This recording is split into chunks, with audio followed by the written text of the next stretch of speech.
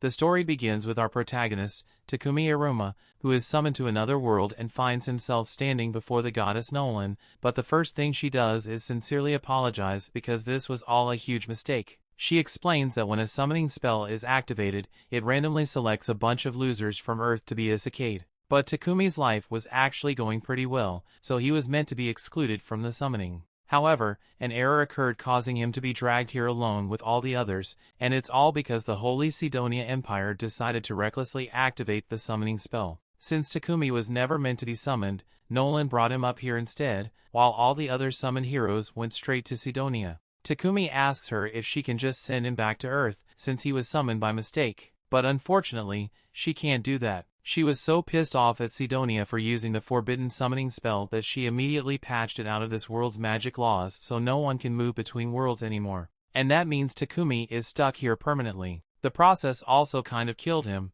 so there's that too. Takumi starts freaking out upon realizing that he's a disembodied ghost, but only tells him he doesn't have to worry because she has a plan. She can't send him back to Earth, but she can give him a new body and have him become a citizen of this world instead. And as an apology, since this is partially her fault, she offers to grant him her blessing to make his life easier. Takumi doesn't really have much of a choice, so he agrees to be reborn into this world, and Nolan is glad to hear that because it makes this a lot easier for her. She tells him to open his status screen to check out the new life he will have, and when Takumi does, he finds out that Nolan is planning to give him a 17-year-old body even though he's 40. Nolan tells him not to bother with the minor details and more importantly, he still needs to pick out his job. She tells him that there are two main classes for jobs, so if Takumi wants something more combat focused, he can pick things like swordsman, knight or hunter. But if that doesn't appeal to him, then he could always pick one of the production jobs instead. Takumi doesn't like the idea of having to fight, so he decides to go with a production job after all.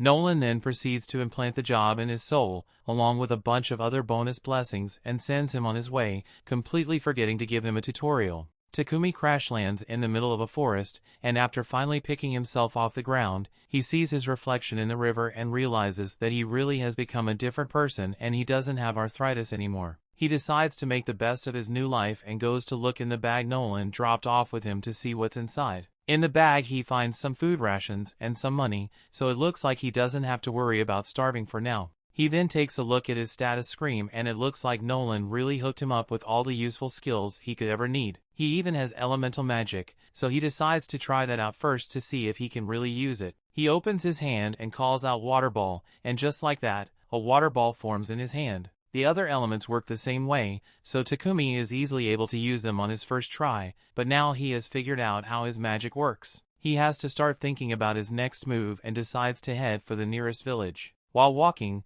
Takumi comes across a stick in the middle of the path and it looks like a really nice stick, so he uses his appraisal skill to scan it and finds out that this is Trent wood. It's gotten from the trade monster and it is really useful for making things like magic staves and spears. So Takumi decides to put his modeling skill to the test and uses it on the wood to create a spear. Since the wood works so well, Takumi decides to scan around to see if there are any other useful plants nearby and he finds a ton of them, so he spends the next hour picking them. But now he doesn't know what to do with all these. They definitely won't fit in his bag, so he might have to leave them behind. But then Takumi remembers that he has an item box skill, so he uses it to store all the plants. Just then, he hears someone scream and a few moments later he sees a little girl run out of the bushes. The little girl comes to him for help because there's a monster chasing after her, and when Takumi turns to see what kind of monster it is, he finds a massive horned rabbit.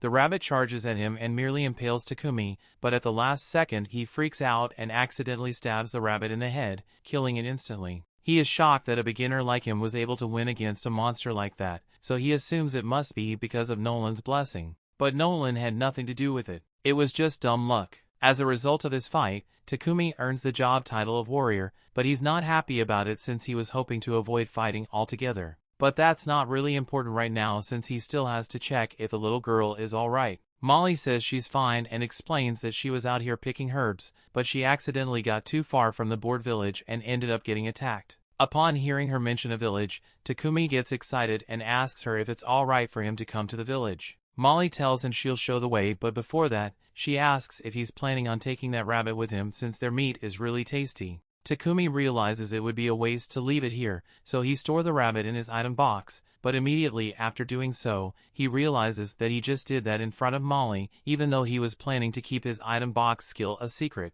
Well, there's nothing he can do about it now, so he and Molly start walking over to the village. And at the same time, the other people who got summoned have just arrived in the Empire of Sidonia, and they are incredibly confused about what's going on. None of them are hurt, but they have no idea where they are, and all of a sudden they hear someone call out to them as heroes. A woman approaches and tells them that they are no longer in their original world, and that they have been summoned to use their power as heroes to save this world. She introduces herself to them as the Empress of the Sidonia Empire, Elizabeth, and one look at her face makes the kids realize that she's shady as hell. Just then, Akane's unique skill kicks in, and it seems Nolan granted her the blessing of revelation, so if she follows her gut instinct, she will naturally arrive at the right answer. And right now, Akane's gut is telling her that Elizabeth is a backstabbing bitch, so she can't be trusted. Meanwhile, Takumi has arrived in the board village, and Molly's parents come out to thank him for saving their daughter. Molly's dad introduces himself as Bunga, and his wife over here is Martha.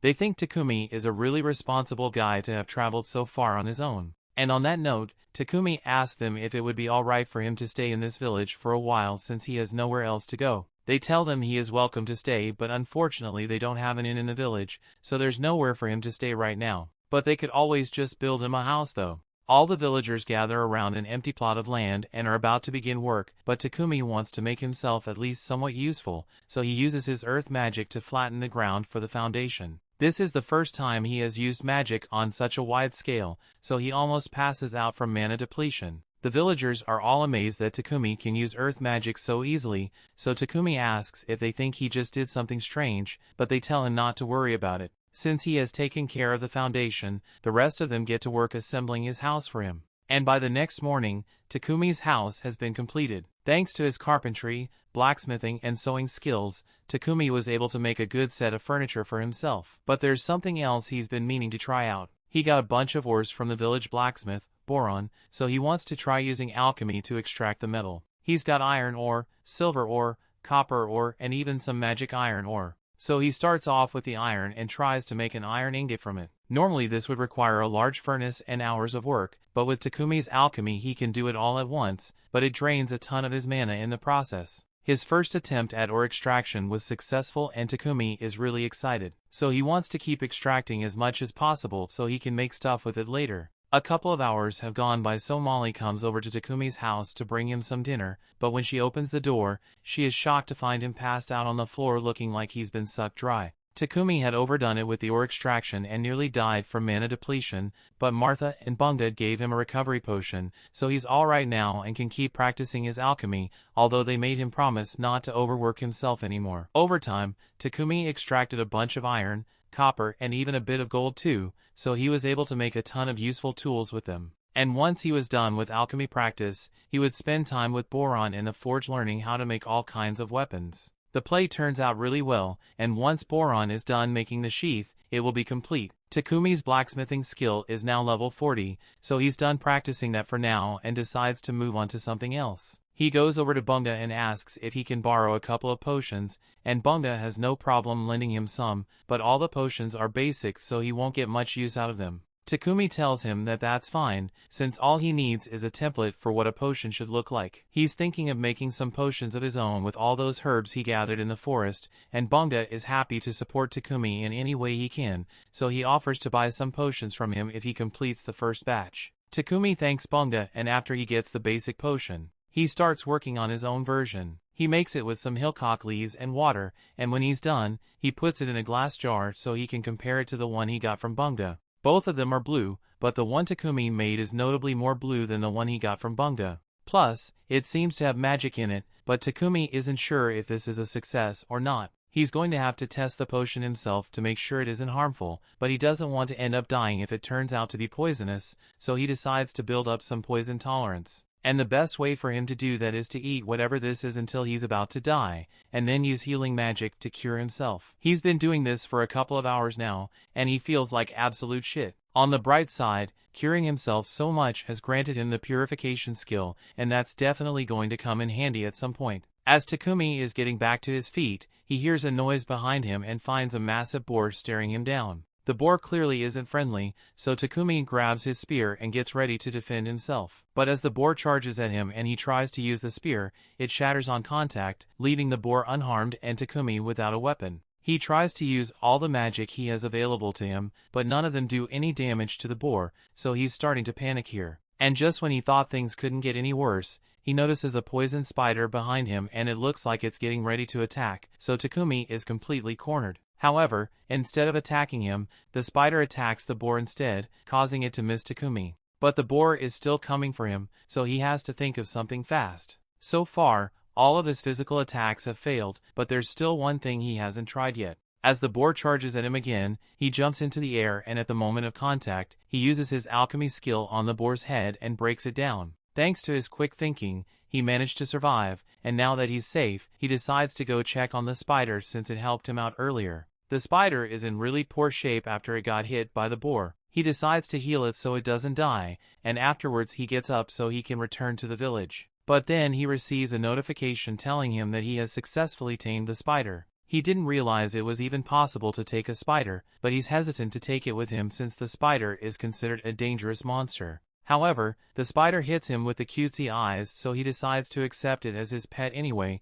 and to make it official, he names her Maple. A little while later, Takumi returns to the village and shows everyone the giant boar he killed. They are all amazed that he could defeat something like that, but even more so that he managed to tame a poisonous spider since no one has ever managed to do that before. That aside, Takumi suggests that they all share the boar since he can't finish it alone, so that night a massive feast is held in his honor. While everyone else is having fun, Bunga brings the valuable leftovers from the boar to Takumi and tells him he can sell them for money if he heads to the nearest city, Bolton. So that will be Takumi's next destination. All the while, Goddess Nolan has been watching over him and she's really happy with how well he is progressing. One of her fellow goddesses asks her what she's hoping to achieve by giving Takumi such special treatment. She gave him a special body, a special blessing, and on top of that, she can send him a whole year into the past before Sidonia actually activated the summoning spell that brought him here. But Nolan says she doesn't have a particular reason for it. She's just doing what she thinks is right. The story continues.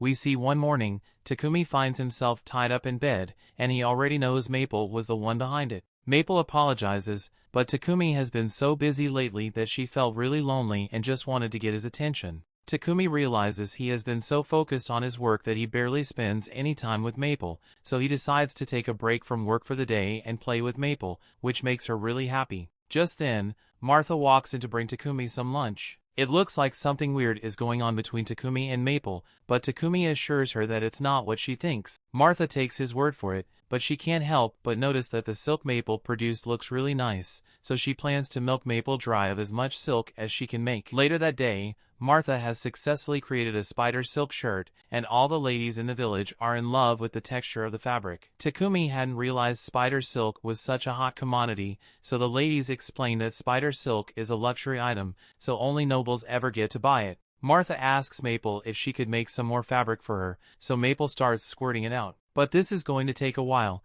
so she isn't going to get to play with Takumi anymore. Takumi is a little disappointed since he was looking forward to spending time with Maple for once, but he's still got things to do anyway, so he's not too bothered. It has been roughly a month since Takumi first came to this village, and he intends to head to the city soon to study his alchemy, but he can't bring himself to say goodbye to all the villagers after spending so much time with them. Takumi goes to meet with Boron at the forge so he can continue his blacksmithing practice, and before long they made a chest plate that fits Takumi perfectly, as well as some steel-toe boots. Boron tells him that the boots will be useful if he ever needs to kick anything, but Takumi doesn't intend to do any fighting since he just wants to be an alchemist. Just then, Bunga shows up and he's glad to see that Takumi's armor is finally complete, but he's going to miss him once he's gone. He knows Takumi can't stay here forever if he wants to expand his production business, so it's the logical move for him to head to the city, where he can sell more of his goods and get a reliable supply of materials. A trader from Bolton is going to come to this village in a couple of days, so Bunga arranged for Takumi a ride with him on his way back to Bolton. They are sad to see him go, but they know this is for the best, so they tell Takumi to start getting his stuff ready. Takumi thanks them for all their help and starts heading back to his house so he can pack up. But along the way, he runs into Martha while she's carrying a bucket of meat. He asks her what she's up to, so Martha explains that she's on her way to throw away the innards of a horned rabbit that Bunga caught. Apparently the innards are the most delicious part of the rabbit, but they need to be processed thoroughly to remove all diseases and parasites. This village doesn't have the equipment necessary to do that, so she has to throw the meat away so no one gets sick. However, Takumi tells her that won't be necessary since he can just purify the meat. He bends down and uses purification magic, so the meat in the bucket should be safe to eat now. But while Martha is indeed thankful, she is equally stunned that Takumi can use light magic. She tells him that he probably shouldn't reveal that he can use light magic when he leaves this village, because there are very few people in this world who are capable of that. So if people found out he could use it, it would draw a lot unwanted attention. Takumi takes note of her warning and promises to be careful about revealing his power. But in the meantime, while he's still in the village, he plans to use every bit of his power to make their lives better. He uses earth magic to build up a brick wall for the village's safety, and for convenience, he builds them a water pump as well as a couple of other amenities. By the time he is done, this place looks like a whole new village, so when the merchant arrives, he barely recognizes it. Bunga comes out to greet Paypek, and after completing a trade deal, Takumi walks up so they can start going. Paypek has already heard a lot about Takumi from Bunga, so he introduces himself and everyone asks if Takumi has all his stuff ready. Takumi assures them he hasn't forgotten anything, but there is one thing he wants to give them though. He pulls out one of his potions from his bag and gives it to Bunga. He already dropped off about 100 of these bottles at Bunga's house, so in the event of a disaster, he wants Bunga that he use these to heal any injuries. Paypek is left in shock after seeing the potion Takumi made, so he asks to take a closer look and it is definitely a high-level potion, although Takumi doesn't seem to realize it. The rest of the villagers soon show up to bid Takumi farewell, so Paypek says he will wait for them to finish their goodbyes before he leaves. Molly says goodbye to Maple, who's sleeping in Takumi's sack, and Martha hands him an outfit she and the other ladies made for him out of maple silk. Takumi is really grateful for their thoughtful gift and thanks everyone once more for being so kind to him, even though they haven't known him long. He then gets in the carriage and all the villagers give him a huge send-off, telling him he will always be welcome in their village. As Paypek and Takumi head for Bolton,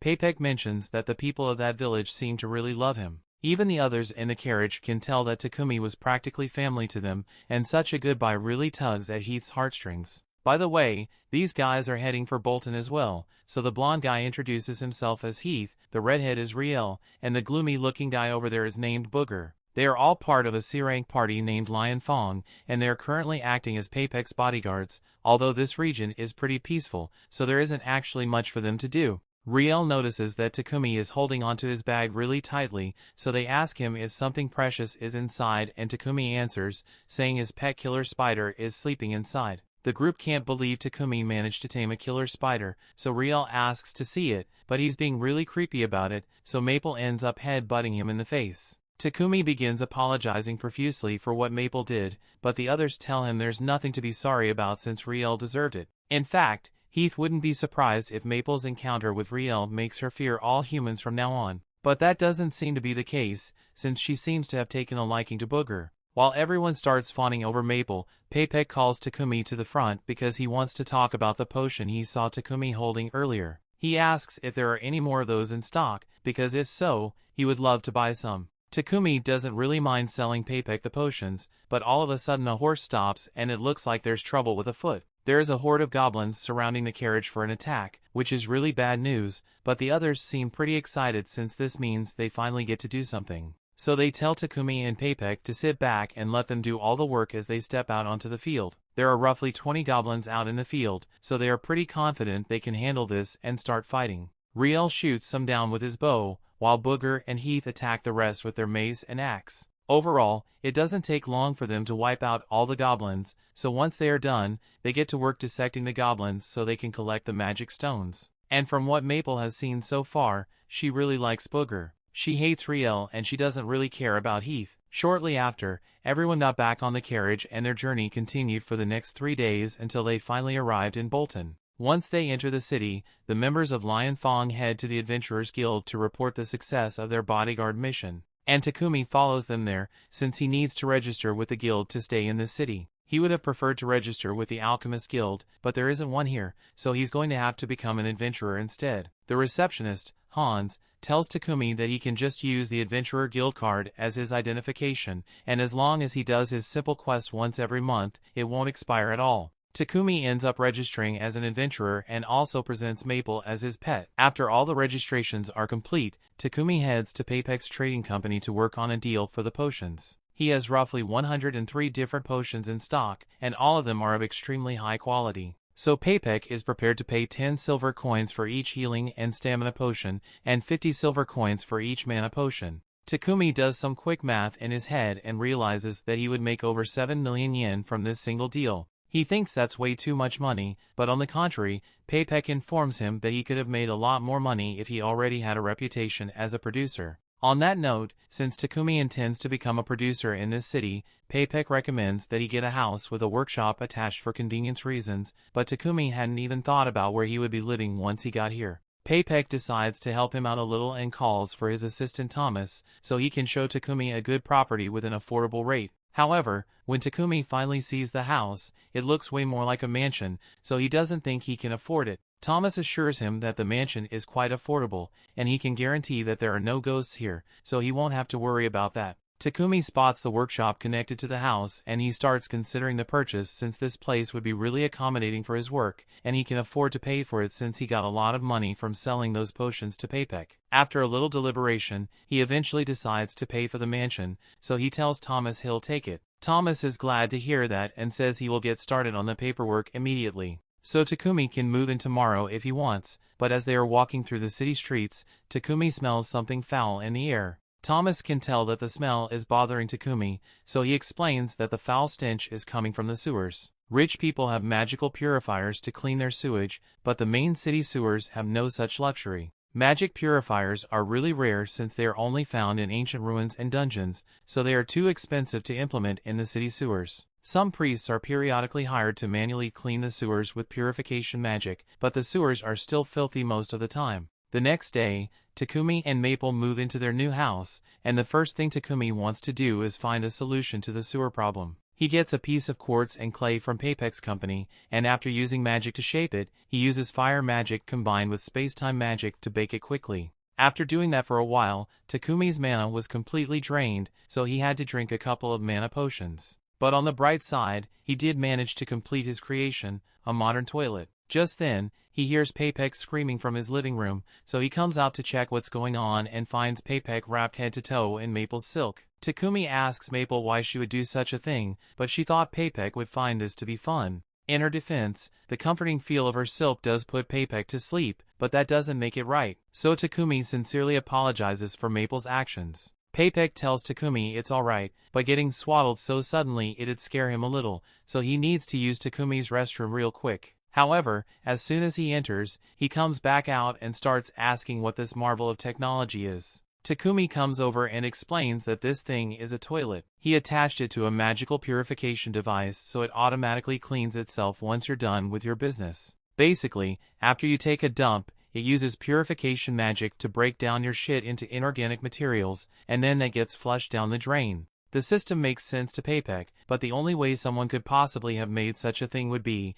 if you had an aptitude for light magic. Takumi realizes he may have messed up since Martha clearly warned him against using his light magic openly, so he asks Paypek to please keep this a secret for him. Paypek understands why Takumi would want to keep his abilities a secret, so he promises not to tell anyone, but he absolutely must have some of these toilets, so he asks Takumi if he can make 100 of them for him. Takumi is hesitant to agree since making just one toilet was a lot of work, but since Paypek is being so insistent, he agrees to do it as long as Paypek can provide the raw materials. Paypek is really happy to hear that, but he can't expect Takumi to make all those toilets by himself, so he suggests that Takumi should make a slave contract. Takumi is taken aback by the suggestion since he would never want to get a slave, but Paypek points out that if Takumi is trying to keep his abilities a secret, then it would be best to get a slave to help with his work, since his slave will be bound to secrecy. Having aptitude for light magic is a really good big deal since it means you were chosen by God, and as such the Church of Divine Light would probably come after Takumi to force him to work for them.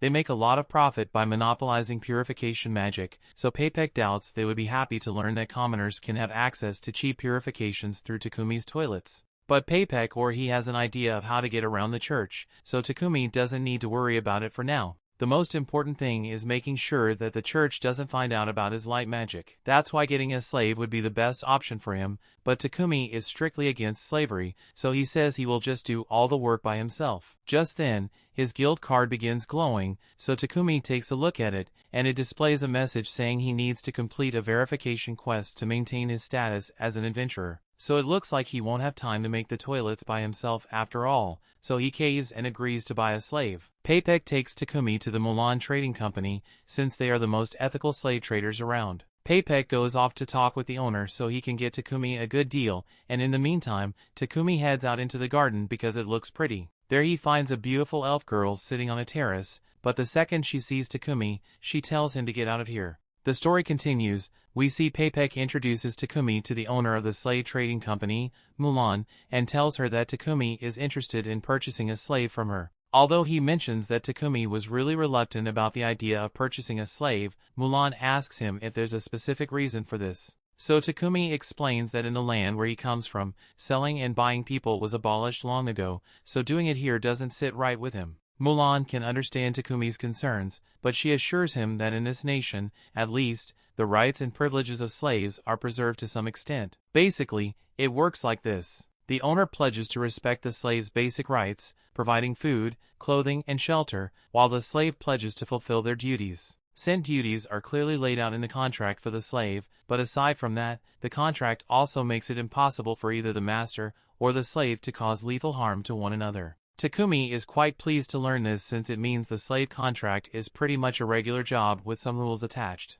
Mulan goes on to explain that there are several different kinds of slave contracts. In the case where someone becomes due to debt, they will be contracted until they earn enough money to pay back that debt. Other contracts are more permanent and are usually taken by criminals or people who end up being captured in war as an alternative to death. However, the large majority of slave contracts are made by those who were illegally forced into it by bandits. Paypek thinks the most suitable one for Takumi would be a war slave, since they can't be released without their master's permission, and while Mulan could certainly make that happen, she asks why there is a need to make sure the slave can never leave Takumi. Paypek starts talking about how talented Takumi is with production, and how he doesn't want his secrets to be stolen, but Mulan wants to hear the reason from Takumi himself. Takumi explains that he is a producer, so naturally he would like to focus on his work as much as possible. But that's a little hard to do, since he also has to fulfill quests from the Adventurers Guild. He's currently living in a mansion, so he will need someone to help manage it while he does his work, and do some particular skills he possesses.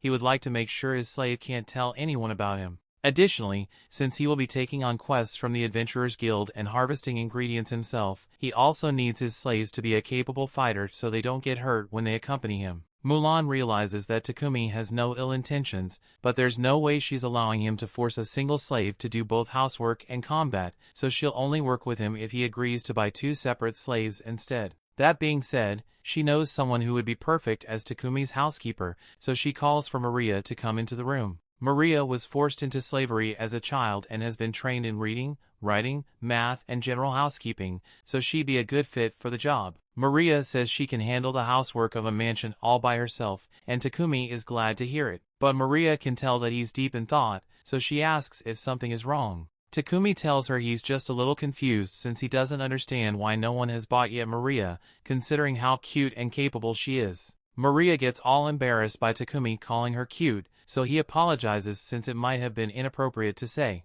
Maria calms down and tells Takumi that she can only do the housekeeping work outlined in the contract and nothing else. Takumi says he's fine with that since he only wants her to do housekeeping work, but Maria wants to make it very clear that she won't do anything else. Takumi doesn't understand why she's talking about it so much, since Mulan already explained how these contracts work, but then Maria blurts out that she can't sleep with Takumi. Now Takumi gets embarrassed as well, but he assures Maria that he really does only want her as a housekeeper, not a meat keeper. With that said, Takumi asks Maria if she still wants to form a contract with him, and she says she'd be happy to work with him. Now that that's settled, Mulan says she'll begin working on the contract for Maria. But as for the battle servant, she says she unfortunately doesn't have anyone who fits the description. Maria hears Mulan say this and calls BS because she knows Sophia is still here, but Mulan doesn't take kindly to being called out, so she tells Maria to go back to her room and start packing her things. Once Maria is gone, Takumi asks Mulan if what Maria said was true, and Mulan admits that there is a battle slave in the building, but she doesn't think Sophia would be a good fit for Takumi, since she's got a lot of problems. Mulan wants to end the discussion here, but Takumi is kind of curious about Sophia, so he asks to see her. Mulan reluctantly agrees to take Takumi meet Sophia, and when they arrive at her room, Sophia is surprised to see that the visitor is the boy she met in the courtyard earlier. Mulan informs Takumi of Sophia's history, and explains that she was captured as a slave of war in the battle between the Kingdom of Triaria and the Kingdom of Yugur, although this all happened more than 50 years ago. Takumi is shocked to find out that Sophia is more than 50 years old, so Mulan goes on to explain that the Kingdom of Yugur was an elf nation and elves naturally live long lives. Sophia hasn't been able to form a contract with anyone because she has a hideous scar on her ears and her right hand and left leg both have impaired movement. This soup already be a deal breaker for anyone looking to buy a battle slave, but on top of that, she also lost use of the elemental magic that elves are most known for, so it's likely that she has a curse on her. Given all these facts, Mulan doesn't think Sophia will be able to help Takumi on his quests, but Takumi wants to confirm it for himself, so he asks to have a minute alone with Sophia. Mulan decides to give him some time to talk to her, and once they are both alone, Takumi grabs Sophia's face and looks into her eyes. He isn't a fan of using appraisal on people without permission, but he needs to check what he's dealing with. He takes a look at Sophia's status screen, and to his surprise, he finds out that her stats are through the roof. Her injuries do limit her abilities and she does have a curse on her, but if Takumi can fix that, then she will be the perfect companion to have in a battle. Mulan soon comes back into the room to Takumi if he has made a decision yet, so he tells her he wants to take Sophia. Sophia can't believe he wants her and reminds him of all her flaws, but Takumi says he's going to fix it so it won't be a problem. Mulan thinks Takumi's confidence is pretty interesting, so she agrees to leave Sophia as Takumi's care. A few minutes later,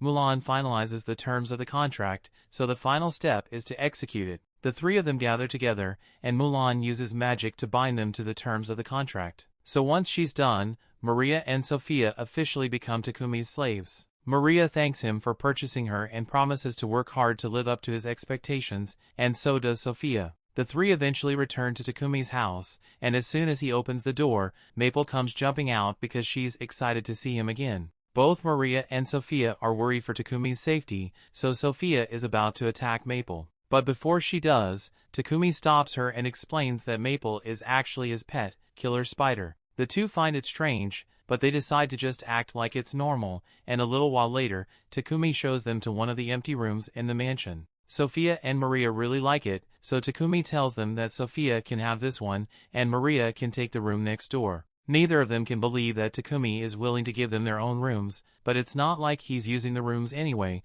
so he thinks it would be nice if someone got some use out of it, at least. Additionally, there's also a large bath, so he tells them that once they are done unpacking, they can use the bath whenever they like, and Maria is really excited about it. Later on, Sophia and Maria get into the bath, and Maria talks about how glad she is that Takumi bought Sophia as well. If she's being honest, she thought Mulan was never going to let Maria leave because over the past 50 years, no matter how much was offered, Mulan rejected anyone who offered to buy Sophia. So for her to sell Sophia to Takumi, she must have seen some good in him. Sophia admits that Takumi seems kind, but she's still a bit skeptical since they know so little about him. While Mulan was drawing up the contracts for the sale, Sophie got a glimpse of Takumi's file, and most of Takumi's history records, like hometown or lineage, were left blank. Sophie is keeping that information secret. Then there must be something he is hiding. After they are done with their bath, they head outside and are shocked to see that Takumi already prepared dinner for them. Maria is especially devastated since household work is meant to be her job, so if Takumi handles everything himself, then she's as useless as a toilet. Takumi explains that he was just trying to make Maria's first day in the job a little easier, but if it makes her feel better, he will let her handle the rest of the chores on her own. For now, he asks them to sit down so they can all have dinner together, but Sophia is hesitant since servants usually don't get to eat at the same table as their master. Takumi understands that she may think his behavior is strange for a slave owner, but he doesn't want her to get stuck up on tradition. And speaking of tradition, he doesn't really like the fact that they keep calling him master, so he asks if they can just call him by his name instead. Sophia asks if that's a formal order, but Takumi doesn't want to have to force her to call him by name if she doesn't feel comfortable with it. Although, Maria seems fine with calling him by name. The next day, Takumi heads to Paypek's trading company to pick up a package he ordered, and Paypek says he did his best to wrap it up securely. But he still wants Takumi to be careful when carrying it home. On his way home, Takumi notices a church nearby, so he heads inside and kneels down to pray to Nolan. He thanks her for all the skills she gave him, since they've really helped him. That there's something he's been meaning to ask her. In the time he has spent in this world, he learnt that the Holy Empire of Sidonia controls the religious doctrine here, so he doesn't understand why Nolan has so much beef with them. Just then, Takumi hears Nolan's voice and sees her standing in front of him, so he freaks out a little. Nolan explains that she heard him praying to her, so she brought him up here so they could have a little chat. And to answer his question from before, she doesn't like Sidonia because they don't follow her will. There are two religions in this world, the Church of Creation and the Church of Divine Light. The Church of Creation has worshipped Nolan since it began, but the Church of Divine Light just does whatever the hell it wants. The Sidonia Empire ended up going on several crusades to spread their religion forceful means. But while all this was happening, Nolan chose to stay out of it, since she didn't want to get involved with the petty affairs of humans. Takumi points out that that was dumb move, since the only reason Sidonia is able to activate the summoning spell that brought him here was because Nolan didn't intervene until it was too late. And yeah, it sounds bad when he puts it like that, but she gave him all her blessings to make up for her mistake,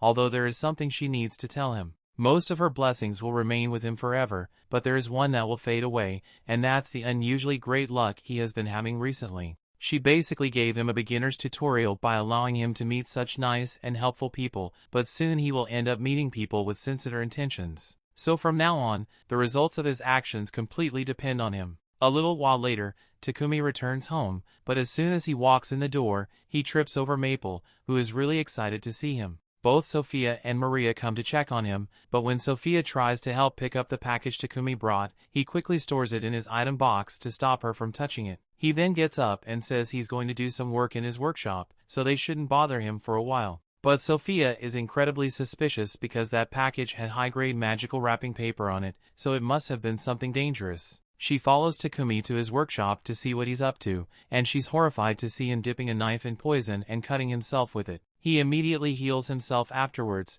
but you've got to admit, he looks crazy doing this. So as soon as he randomly mentions Maria's name, Sophia thinks he plans to do something to her and attacks him. Or at least she tries to, but she faints from exhaustion almost immediately, so she just collapses on top of Takumi. Takumi checks her status to figure out what's wrong with her, and he discovers that she is suffering from extreme exhaustion, likely due to her curse. Wounds like this normally wouldn't be that difficult to heal. But because of the curse, it takes a lot of effort for Takumi to finally heal her hand, and once he's done, his light magic levels up. He later carries Sophia up to her room, and since his light magic leveled up, he now has enough power to dispel her curse. So he pours all this magic into it, and eventually he's able to fully heal Sophia, as well as lift her curse. She's still unconscious due to the exhaustion, but she should be fine once she gets a little rest. Couple hours later, Sophia wakes up and when she sees Maria, she warns her to run because from what she saw, she is sure Takumi is an absolute lunatic. Maria doesn't know what Sophia is talking about,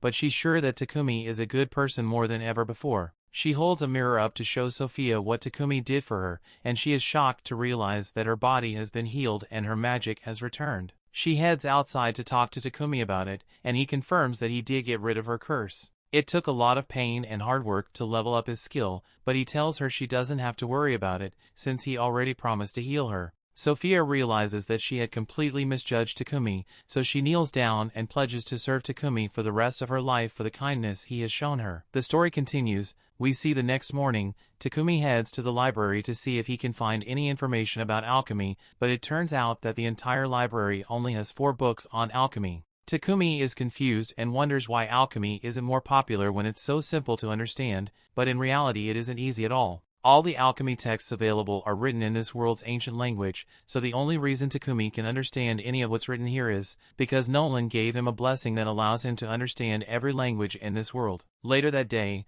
Takumi, Maria, and Sophia finish making a bunch of toilets, and while there's still a lot more to go, they're making good progress, so Takumi thinks he should be able to take a break for toilet making for a while. If he won't be making any more toilets for now, Maria asks Takumi what he intends to do and Takumi answers that he plans to go on some journeys in the near future. Specifically, he wants to try finding new alchemy ingredients, and while he's at it, he wants to see the unique sights this world has to offer and maybe explore some ruins along the way. He already plans to take Sophia with him as his bodyguard, so he's going to have to ask Maria to stay behind and take care of the house while he's gone. However, Maria doesn't like the sound of that. She asks Takumi if she can accompany him on his journey, but he doesn't think that'd be a good idea since the journey is bound to be dangerous. Plus, he mainly hired Maria because he needed a maid to take care of the mansion, so it would defeat the purpose if he took her with him. Maria understands Takumi's point, but being left alone in the mansion would make her feel terribly lonely, so she pleads the Takumi to reconsider.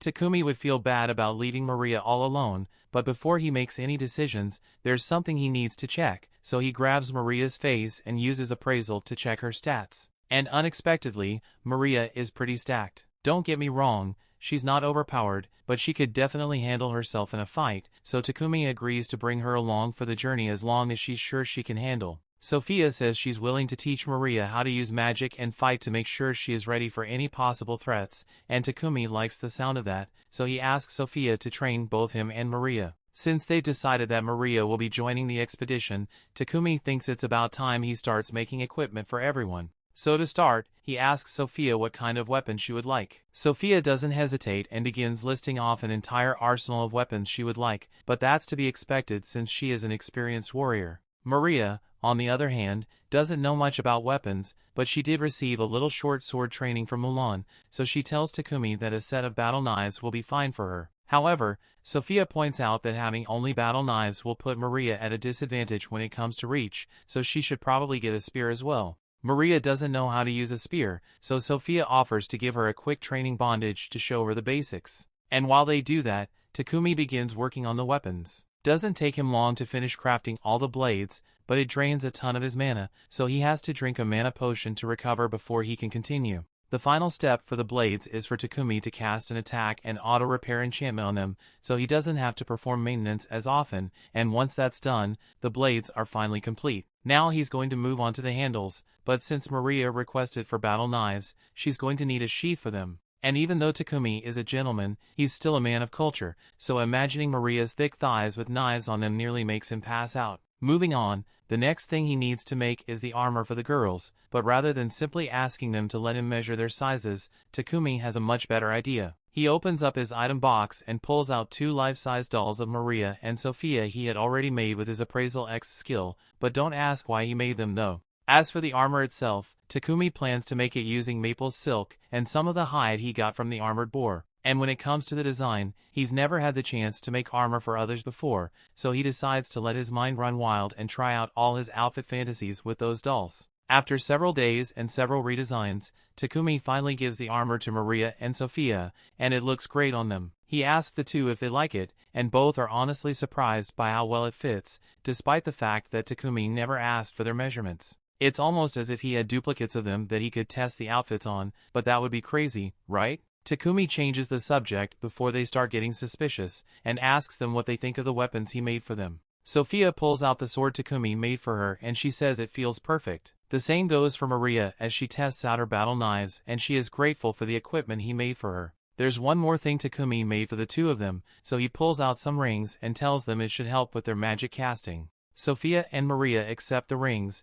but they feel bad about troubling Takumi so much, since rings like these are bound to consume a ton of mana. Takumi admits that it was exhausting, but it helped him level up his ice and lightning magic, so it was well worth the effort. After all the equipment had been tested, the three of them head to the guild, since Takumi needs to register Maria and Sophia at the guild so they can register as adventurers as well. Since this is their first time at the guild, Maria and Sophia are given the H rank. And while Takumi is here, the receptionist reminds him that he needs to complete at least one quest in order to maintain his status as an adventurer, so Takumi heads over the notice board to see if there are any good quests he can pick out. He is hoping to pick an H or G rank quest so he doesn't have to do too much work, but Sophia thinks he would be better off choosing one of the higher difficulty quests since it would help him raise his rank. A couple of bastards overhear that Takumi is H rank, so they think they can intimidate him into running away so they can have fun with Sophia and Maria. They tell Takumi that they are all D rank, so there's no way he could handle them all at once,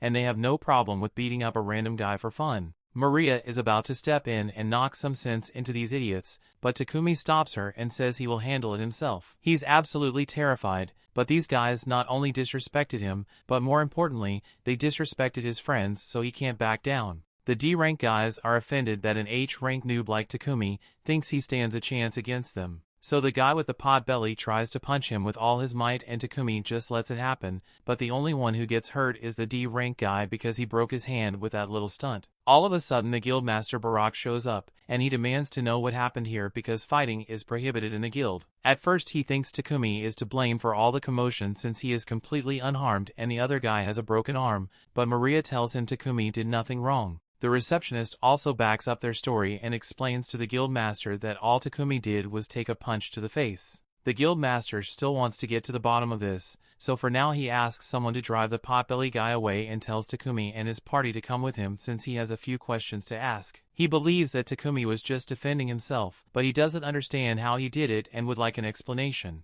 Takumi is a little uncomfortable about revealing personal skill information, but the guildmaster assures him that all this information will remain confidential. In that case, Takumi explains that when the guy threw the punch at him, he opened his item box and pulled out a bit of charcoal, which he then used to coat his upper body for defense. And to make sure he wouldn't get hurt, he synthesized the charcoal into diamond. That explains how he broke that guy's fist without doing anything. But while they are on the topic, the guildmaster thinks it would be a good idea to promote Takumi to D rank immediately. He clearly has the skills to be D rank, and if his rank is high, idiots like the last guy won't be bold enough to go after him just because he has pretty ladies with him. Takumi doesn't think it'd be right for him to get an automatic promotion for no reason, so Han suggests that Takumi and the others could complete a few difficult quests to justify their rank promotion, and both Sophia and Maria seem to think it's a good idea, so Takumi agrees as well. The quest they were assigned involves exterminating goblins and kobolds and then gather Mariel herbs, so they head out into the forest to begin. Maple acts as the group scout and warns them that there is a group of 4 goblins up ahead.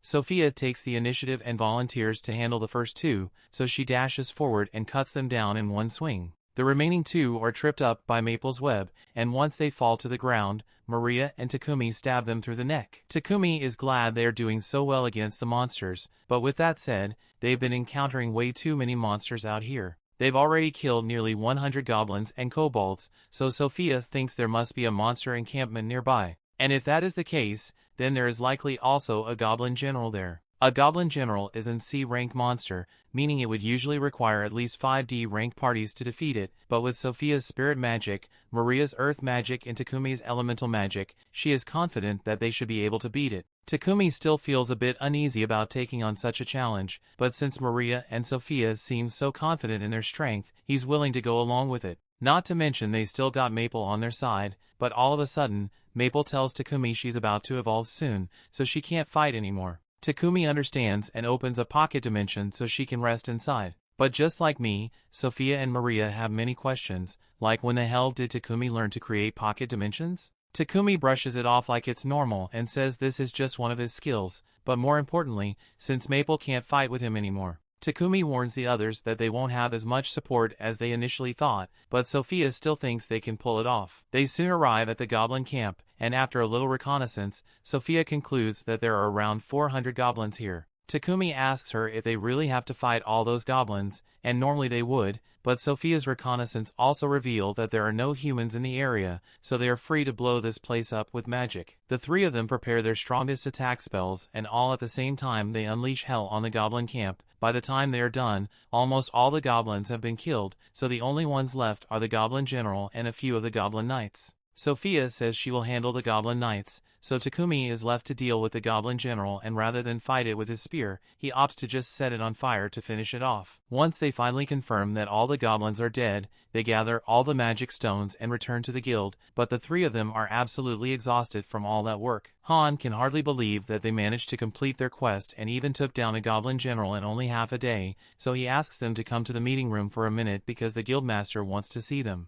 Barak is both amazed and angry that Takumi would do something as reckless as face an entire goblin camp with a single party, but just as he is about to begin scolding Takumi, his pocket dimension opens up and Maple pops out. She has now evolved into an arachne, so everyone is excited to see her new form, and at this point, Barak decides to just let the whole reckless battle thing slide since Takumi's party clearly isn't normal. Once they get back home, Maria asks Takumi if he has any spare cloth since she wants to make underwear for herself and Sophia. But Takumi has a much better idea for an underwear design, so he offers to make it for her instead. Just then, Maple pops out of the pocket dimension and tells Takumi that Papek is here to see him, so Takumi goes to meet with him and is informed that the Lord of Bolton, Marcus Godwin, wants to meet with him. Takumi would like to avoid meeting Marcus Godwin, but given the situation he has no choice. Takumi later arrives at Godwin's castle, and thankfully Godwin seems to be a reasonable man since the first thing he does is thank Takumi for making all those toilets, because it greatly improved the sanitation of the town. Not to mention that Takumi took down a goblin encampment that would have become a major problem if left unchecked. He recognizes that Takumi is an asset to the nation, so he warns him that he will need to be careful because Sidonia is bound to come after him eventually. A few days later, Takumi finally finishes making the underwear for Sophia and Maria, but it was way harder than he thought it would be, so he looks absolutely drained. Sophia and Maria are really grateful and tell him that they love the design, so he absent-mindedly asks them if they would like to try the underwear on now so he can see how it fits. A second later, he realizes that he just implied something inappropriate, so runs out of the room in embarrassment, and Maria and Sophia are a little disappointed because they were totally willing to do it if he had stayed. The story continues. We see after all that excitement, Takumi had to cool off, so he decided that his next project would be to create refrigerators. Once he is done, he explains to the girls that the fridges will be used to keep food cold so it doesn't go bad, and they are all excited to feel the cold air coming from it.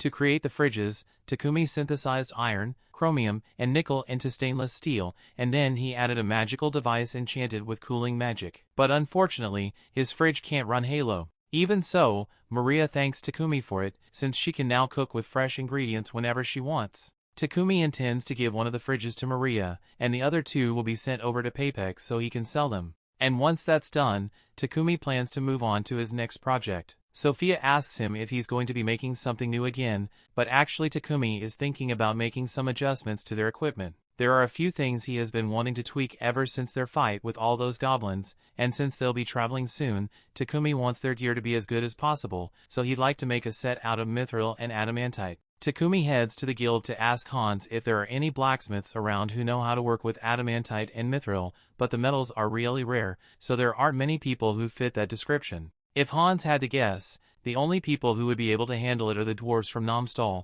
but that's a long way away, so Takumi can't go there. Takumi accepts that he isn't going to be able to find a suitable blacksmith after all, but before he leaves, Hans tells him about a city known as Horus near the kingdom of Barkula, and if Takumi heads there, he should be able to mine some mithril and adamantite, although he might have a little trouble getting in since only members of the blacksmith guild are allowed into the mines. Luckily, Hans knows of a great way around the rules. Let's say hypothetically, of course, that Takumi just happened to accept a quest to exterminate the monsters that appear in that mine, and hypothetically happened to come across some mithril along the way, nothing would be stopping him from mining the metals then. On that note, the guildmaster appears out of nowhere and says he has the perfect quest for Takumi. He explains that the guild has been running low on tree wood lately, and winter's coming, so they need someone to gather some. The tree ants usually wander around the Horus mines, and since Takumi is looking for an excuse to go into the mines anyway, the guildmaster thinks he should be fine with doing a little wood collecting.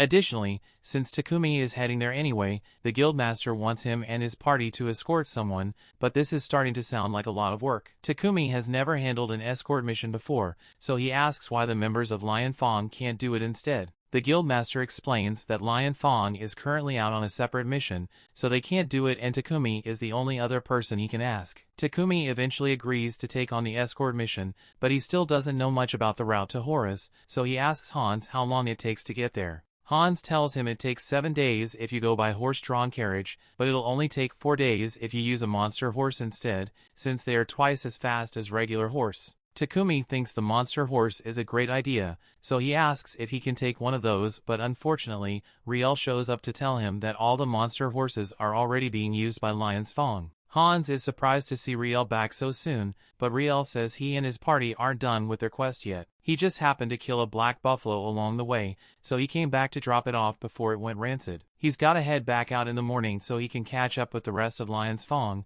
but since Riel will be staying in town for the night, Takumi offers to let him stay at his house and have a bath. Riel is excited by the prospect of a bath, so he decides to take Takumi up on that offer. Takumi is glad to hear it, but he actually has somewhere to go after this, so he says Riel can just wait for him at his house, but Riel says he would rather accompany Takumi. In that case, Takumi lets Riel accompany him to Papek's company, and while Takumi is there, he manages to convince Papek to let him borrow a couple of his monster horses for his mission. But in return, Papek asks that Takumi sell him some of the ores he gets from the Hora's mine. Also, about the refrigerator he brought earlier, Papek really likes it, so he asks Takumi to make some more for him once he gets back from his mining trip. Meanwhile, back at Takumi's mansion, Sophia is starting to get really worried that something might have happened to him since he hasn't returned yet. Later that evening, Takumi is walking back home with Riel, and he apologizes for dragging Riel on such a long errand even though he must be tired from his journey, but Riel doesn't mind since he is the one who said he'd accompany Takumi.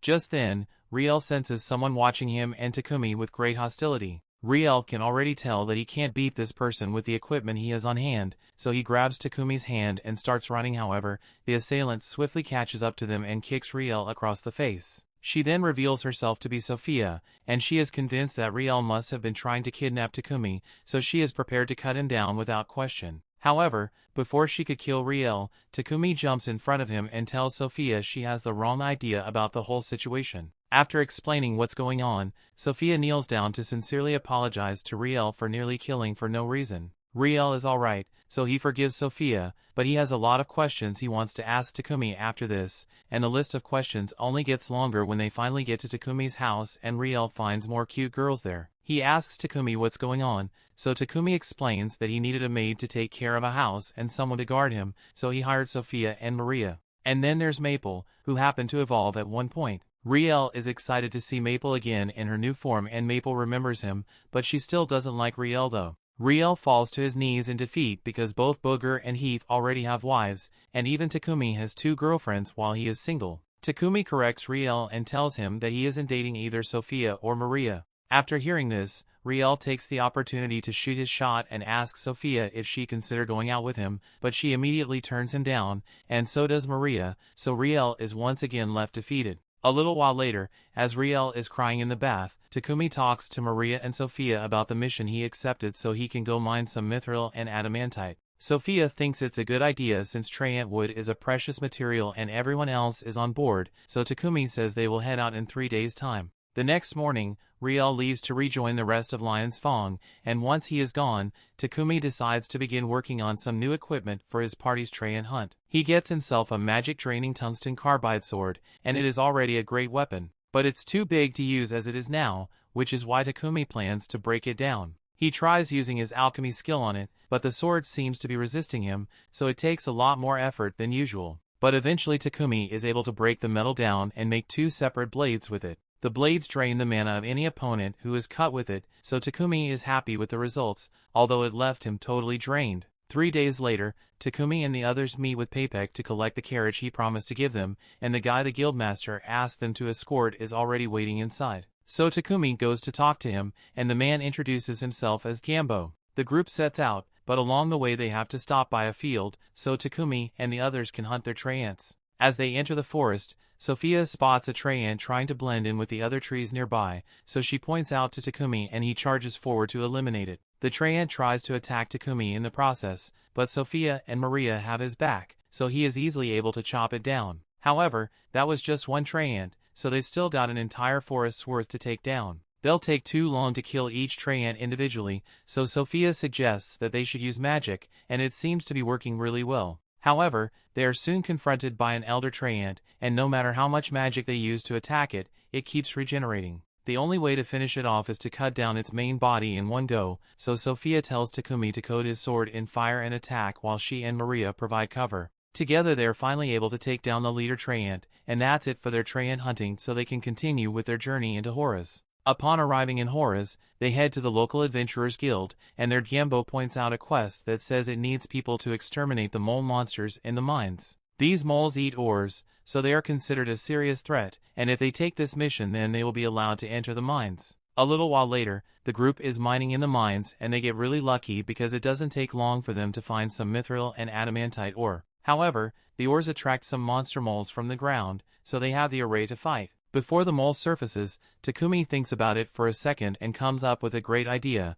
so as soon as the mole shows itself, he blinds it with light magic and it collapses, so it is easily finished off. Takumi's method certainly makes it easy to take out the moles, but Sophia and Maria are a little disappointed since that means they won't get to do any fighting. Since the mining trip was successful, they all return to Bolton a few days later, and once they do, Takumi visits Kiembo's shop so he can learn how to work with mithril and adamantite. Kiembo explains the process of extracting the metal from the ore, and after a lot of effort, Takumi is able to create some mithril and adamantite, so he starts using it to make all kinds of magic-imbued gear. Once he is done with the new gear, use it to Maria and Sophia so they can test it out. The girls are amazed by how light and durable their armor is now, and it even has magic imbued in it. Takumi explains that he loaded their gear with magic that suits their preferred element, and as for his own armor, he imbued it with something called Thunderclap, and it is basically an extreme agility buff, so Takumi can move insanely fast with it. However, the second Takumi tries to do something cool by showing off how fast he is, the universe refuses to let it happen, and he ends up crashing face first into a wall. Moving on, Takumi shows them the new weapons he made, as well as the enchantments he placed in them. Sophia and Maria both love their new spears, but Sophia has a request she would like to make. She would gladly lay down her life to protect Takumi, so she asks if he can make a shield for her so she can protect him more efficiently. Takumi thinks that's a good idea, but he reminds Sophia that she should value her own life just as much as she values his life. Nolan has been watching Takumi all this time and she's happy with all the progress he is making, because he is certainly going to need all the strength he can get to face his upcoming battles. 1 year in the future where the other heroes were summoned, we see Akira and Yamato after their training is complete. They are being sent on a mission by the King of Salamander, and I'm not gonna lie, they look pretty evil now. Back in Takumi's time, he has just finished working on the shield Sophia asked for, and although Sophia is the one who requested it, she feels bad after seeing how much it drains Takumi, so she wishes he had an assistant who could help him with his production. Meanwhile, over in the royal capital, the Lord receives a letter from Sidonia. It seems that they have heard about Takumi's toilets and the purification magic used in them, and although they don't know who Takumi is yet, they plan to take action against him. The story continues. Said action involves the church sending a messenger to meet with the king of Barkula. After learning about the toilets of purification magic that are used in Barkula, the Church of Divine Light issued an appeal to the Pope in Sidonia. As a result, they got the Pope to declare that purification magic is a gift from their god, and they want to be only ones who can use it, so they demand that the king of Barkula hand over the patent for the purification magic circles. And additionally, they demand that the king tell him who was behind the creation of these purification devices in the first place. The king listens to the church's demands, but seeing as those are some stupid demands, he is choosing to ignore them. The church's messenger is shocked that the king would dare to go against the church, so he threatens to order all the church priests in Barkula to return to Sidonia at once. However, the king isn't scared of that threat and in fact encourages him to do so. Takumi eventually hears about the king's decision, and he's glad the king didn't sell him out, but he's also a little worried about the king rejecting the Church of Divine Light so harshly.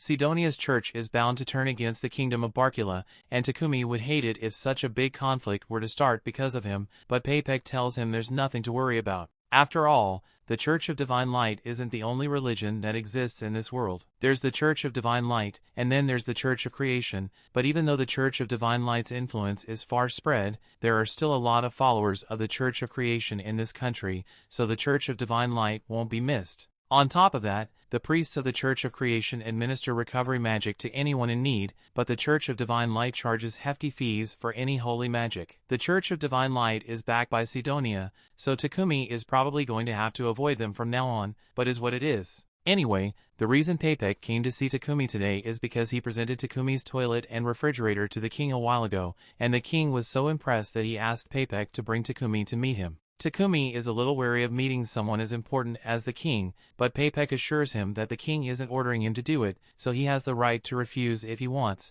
but Paypek really wants him to agree, since it would help his company's relationship with the royal capital. Takumi eventually agrees to the meeting, so later that evening he tells Sophia and Maria about it and asks them if it would be willing to accompany him to the royal capital, Bakulados. Both say they would love to go with Takumi, so he suggests that they depart a week from now, but in the meantime, there's a lot of stuff they need to get ready. A trip to the royal capital will take about 7 days, so Maria is going to need to pack a lot of food in advance. And while she does that, Takumi says he will be working on new cloaks for Maria and Sophia. He got some dark element magic stones from Papek, and if he uses those to make the cloaks that he can enchant them with a perception blocking spell. A spell like that would be really useful in combat, but the main reason Takumi wants to make it is so that when they make it to the royal capital, Sophia and Maria won't get harassed. Later on, Sophia and Maria head out to do some shopping, and while picking out some fruit, Maria complains that Takumi doesn't have enough confidence in himself. Sophia agrees and points out that Takumi has good looks,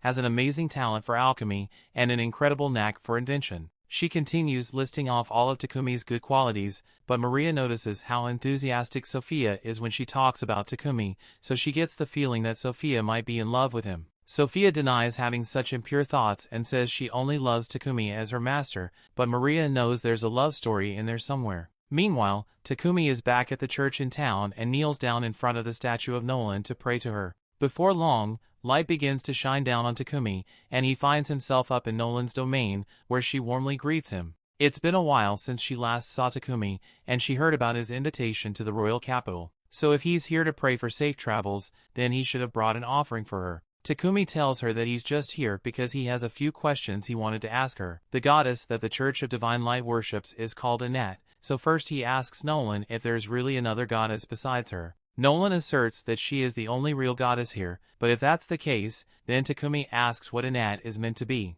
Nolan doesn't want to reveal too much, so she says Takumi will find out about that when the time comes. While he's here, Takumi also asks Nolan if she knows what's become of the other heroes that were summoned with him. It has been 10 months since Takumi got here, and normally something like heroes being summoned from another world would cause a huge commotion, but Takumi hasn't heard anyone talk about it. Nolan comes clean and admits that when she summoned Takumi, she messed with time a little to send him 1 year into the past, so the heroes technically haven't been summoned yet. It'll be another couple of months before the heroes get summoned, but Takumi doesn't understand why she would go through all the trouble of sending him back in time, so he asks for an explanation. Unfortunately, Nolan says his time's up, so she won't be answering any more questions for now, and she also asks him to bring her sweets as an offering next time he visits her. Takumi tries to tell her he has more questions to ask, but Nolan chops him on the head, knocking him back down to the mortal world. Takumi later wakes up on the floor of the church and he gets the feeling that Nolan was avoiding his questions about the other heroes, but he has no intention of getting involved with them in the first place,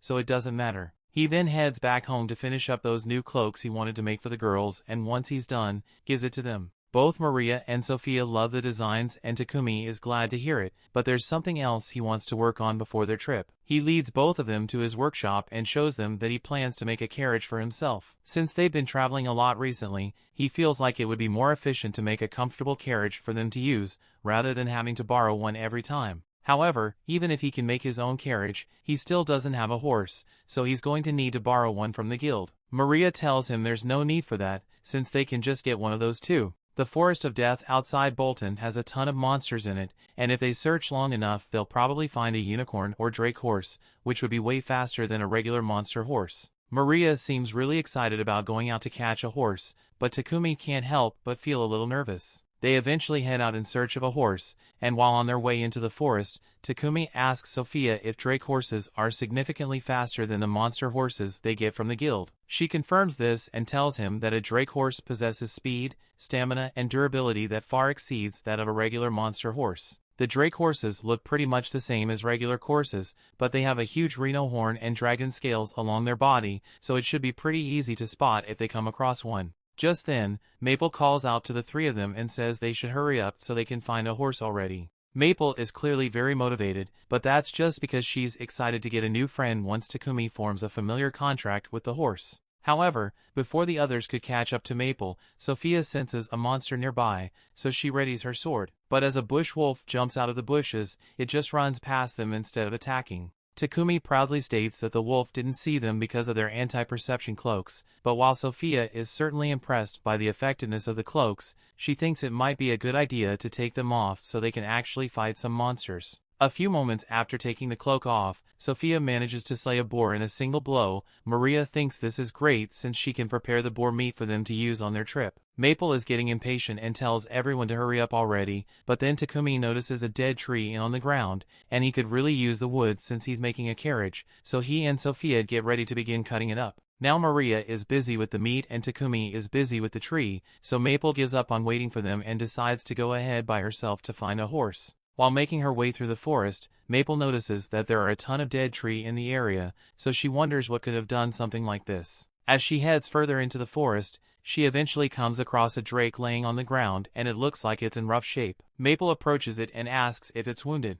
The drake immediately fires a lightning strike at Maple, so she backs away from it, but she can tell that it's just scared because it's injured and she understands the feeling since that was the same way she felt before Takumi found her. She tells the drake that it doesn't need to worry since her master is a really nice person, so he will heal it once he gets here. All they have to do is wait for a while, but doesn't look like they'll be able to wait in peace because two termite monsters suddenly show up and they don't look friendly. Maple realizes that the termites are the ones who hurt the drake, so she uses her webs to capture them and throws their bodies in front of the drake to be electrocuted, but there are a lot more termites, so they might be in trouble here. To protect herself and the drake, Maple weaves a barrier out of her silk, but while it may have bought her some time, the termites are eventually going to tear their way through. Maple tries calling for help from Takumi, but when she tries to establish a connection with him, he doesn't respond at all. She starts worrying that he may have gotten so excited about the wood he found that he forgot about her. Hopelessness sets in as the termites finally tear through her barrier, so Maple closes her eyes and awaits death. However,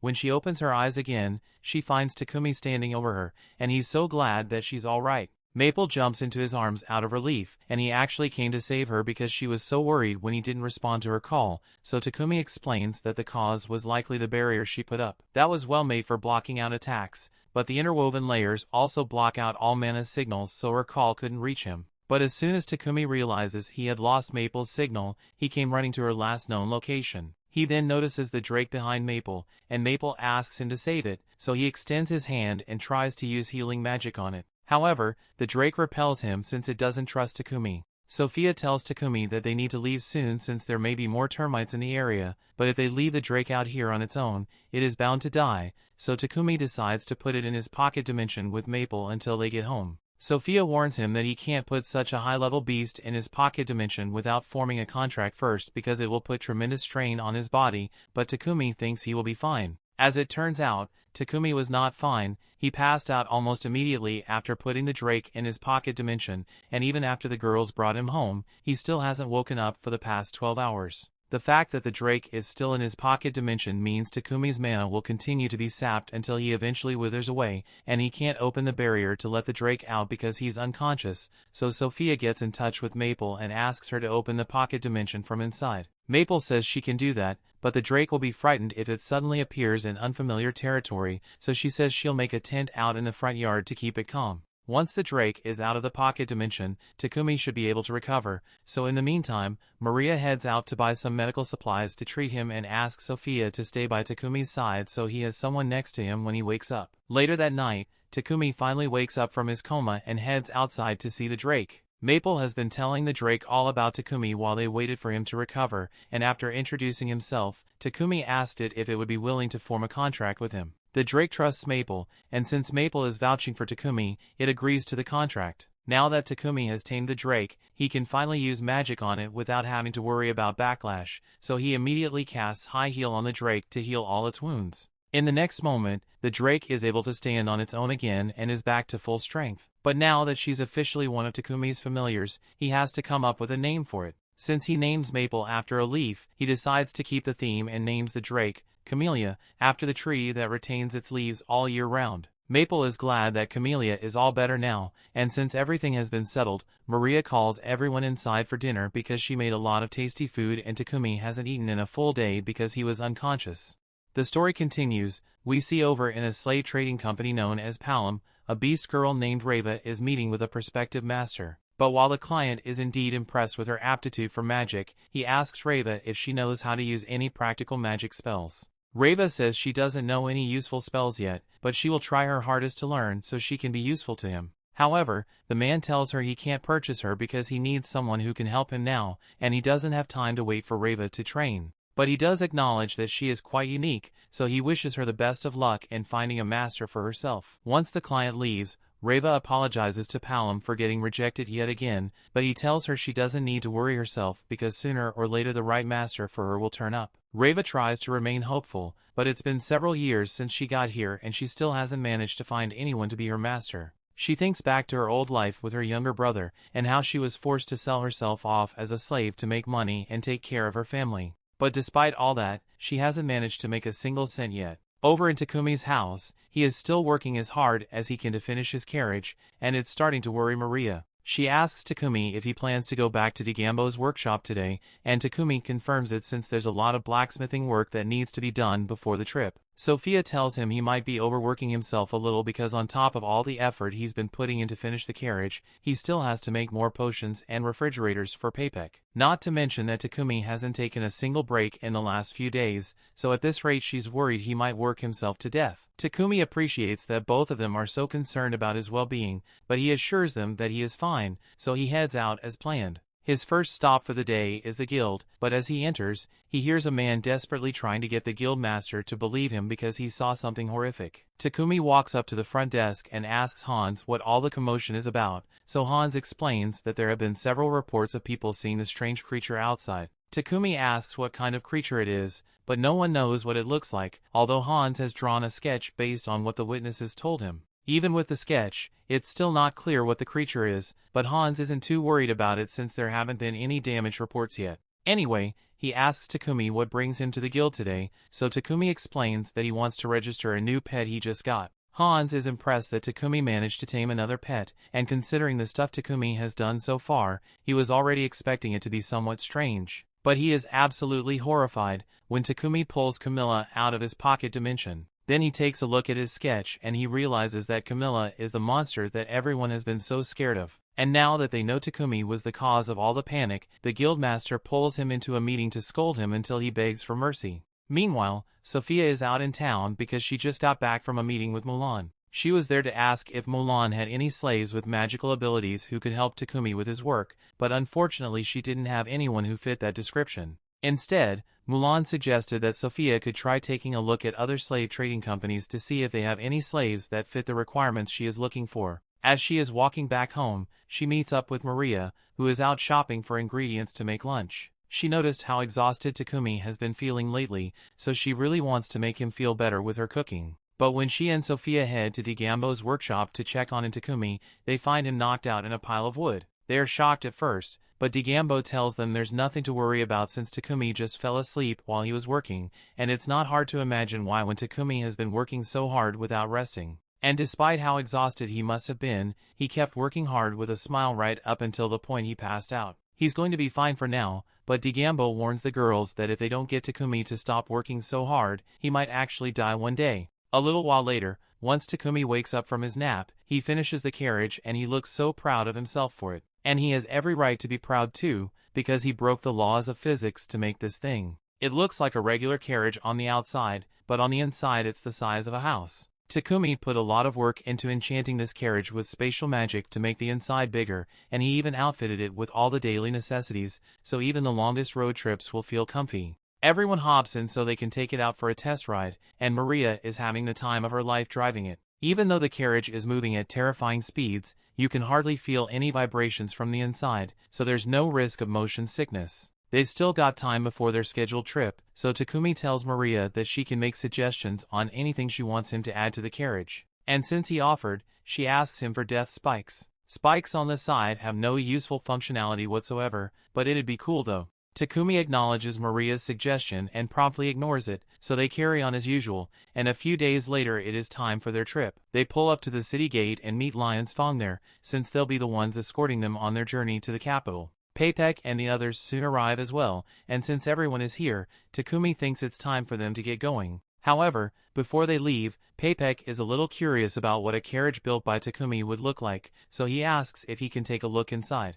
Takumi tells him to go right ahead, so Paypek steps inside, and the second he sees the house inside, he freaks out. He frantically begins asking Takumi to tell him how he managed to make such a marvelous carriage and offers to pay him handsomely for the information, but he has some sense knocked into him by Lord Godwin because he doesn't want Paypek to make Takumi uncomfortable. But then Godwin starts loudly exclaiming how he would love to have a carriage as wonderful as Takumi's, and while he's not ordering Takumi to make one for him, if Takumi were to give him one as a gift, he would be so thankful that he would be willing to pay 100 platinum coins. Takumi does some quick math in his head and realizes that 100 platinum is roughly 1 billion yen. And with that kind of money on the table, how could he refuse? For now, the group sets out on their journey with Takumi and his party in his carriage, while Godwin and Paypek use their own respective carriages. As they ride, Godwin talks to his assistant about how much of an asset Takumi has become for the kingdom ever since he showed up. He is sure Takumi will eventually reach even greater heights, but all his accomplishments are bound to draw unwanted attention.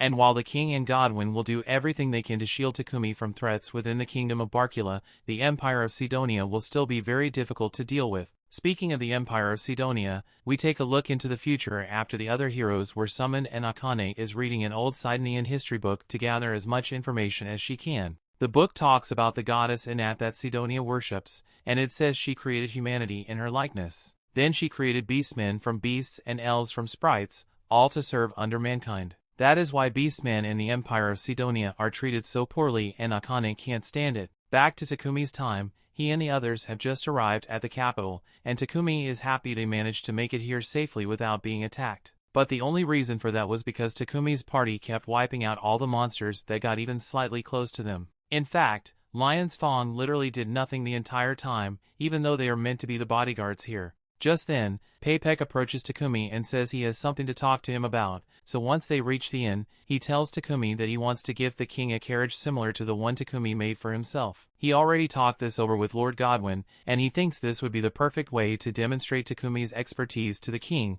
although since their audience with the king is only 5 days away. Peipek doesn't think Takumi will be able to make one in time, so he suggests they wait until the next time they have an audience with the king. However, Takumi surprisingly says he can do it within the 5 days. If he made it after getting home, then he would have to transport the carriage all the way back to the capital, and that's way too much work, so he thinks it would be better to just make it while he's already here. It shouldn't be too hard to find the necessary materials in the capital, but the main problem is that Takumi needs somewhere to begin building and he doesn't have a workshop in the capital. Thankfully, Peipek says he knows the perfect place for Takumi to do all his work, the Palm Company. Takumi later meets with Maria and Sophia to tell them about Peipek's proposition for him to work at the Palm Company, and Sophia happens to know a bit about the Palm Company. So she tells Takumi it's one of the more trustworthy slave trading companies in the capital, at least according to what Mulan told her.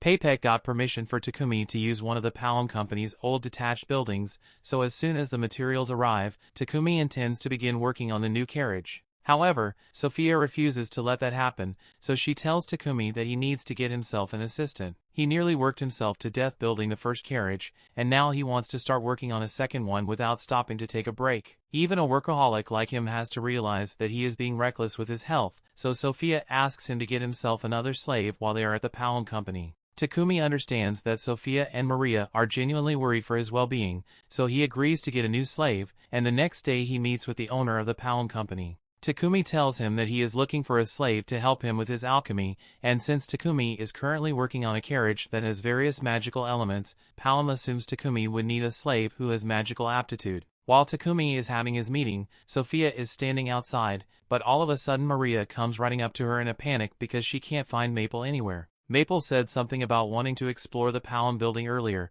and if anyone sees a killer spider roaming the halls, they are going to freak out, so Sophia says she's going to go look for Maple before she caused any trouble. Unfortunately, by the time she finds Maple, she has already scared the soul out of Reva, who is just trying to enjoy her book. Maple apologizes for scaring Reva, and Sophia helps her back to her feet, but as she does so, she notices that the book Reva is carrying is a book about alchemy. She asks Reva if she's interested in alchemy, and she begins telling her about how much she loves studying alchemy. A few minutes later, Reva is brought into the meeting room to meet with Takumi, since Palm suggested her as a good candidate for Takumi's needs. Reva greets Takumi and takes his seat so they can begin their discussion. But as Takumi is telling her about the tasks he needs completed, Reva is completely zoned out because she's worried she will get rejected again and won't get to make any money for her family. Just then, Takumi mentions something about meeting someone who is somewhat knowledgeable in alchemy, and as soon as Reva hears the word alchemy, she shoots up because alchemy is her thing. She loves alchemy just as much as Takumi does,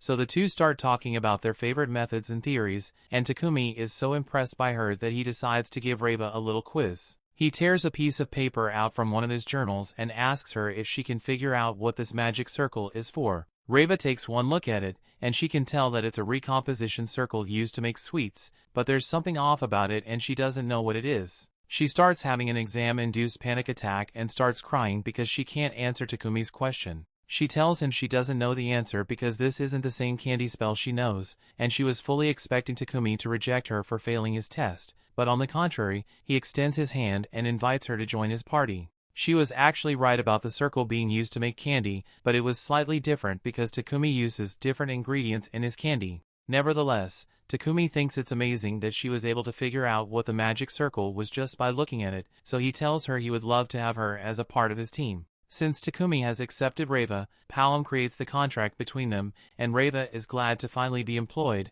but she asks him if he can do a small favor for her. She wants him to help her send all her wages back to her home village. Reiva explains that her family is very poor, so she wants to support them as much as possible so her brother can have a better life. And if that's what she really wants, then Takumi sees no reason to refuse. Meanwhile, the king of Sidonia is getting ready to retaliate against the kingdom of Barkula for refusing to hand Takumi over, so the king plans to send out the holy knights to make an example of them, but the princess has a better idea. They will soon be summoning their heroes, so she plans to start rumors to build hatred for the people of Barkula among Sidonia. And once they had summoned their heroes, they will find an excuse to wage war and get their revenge.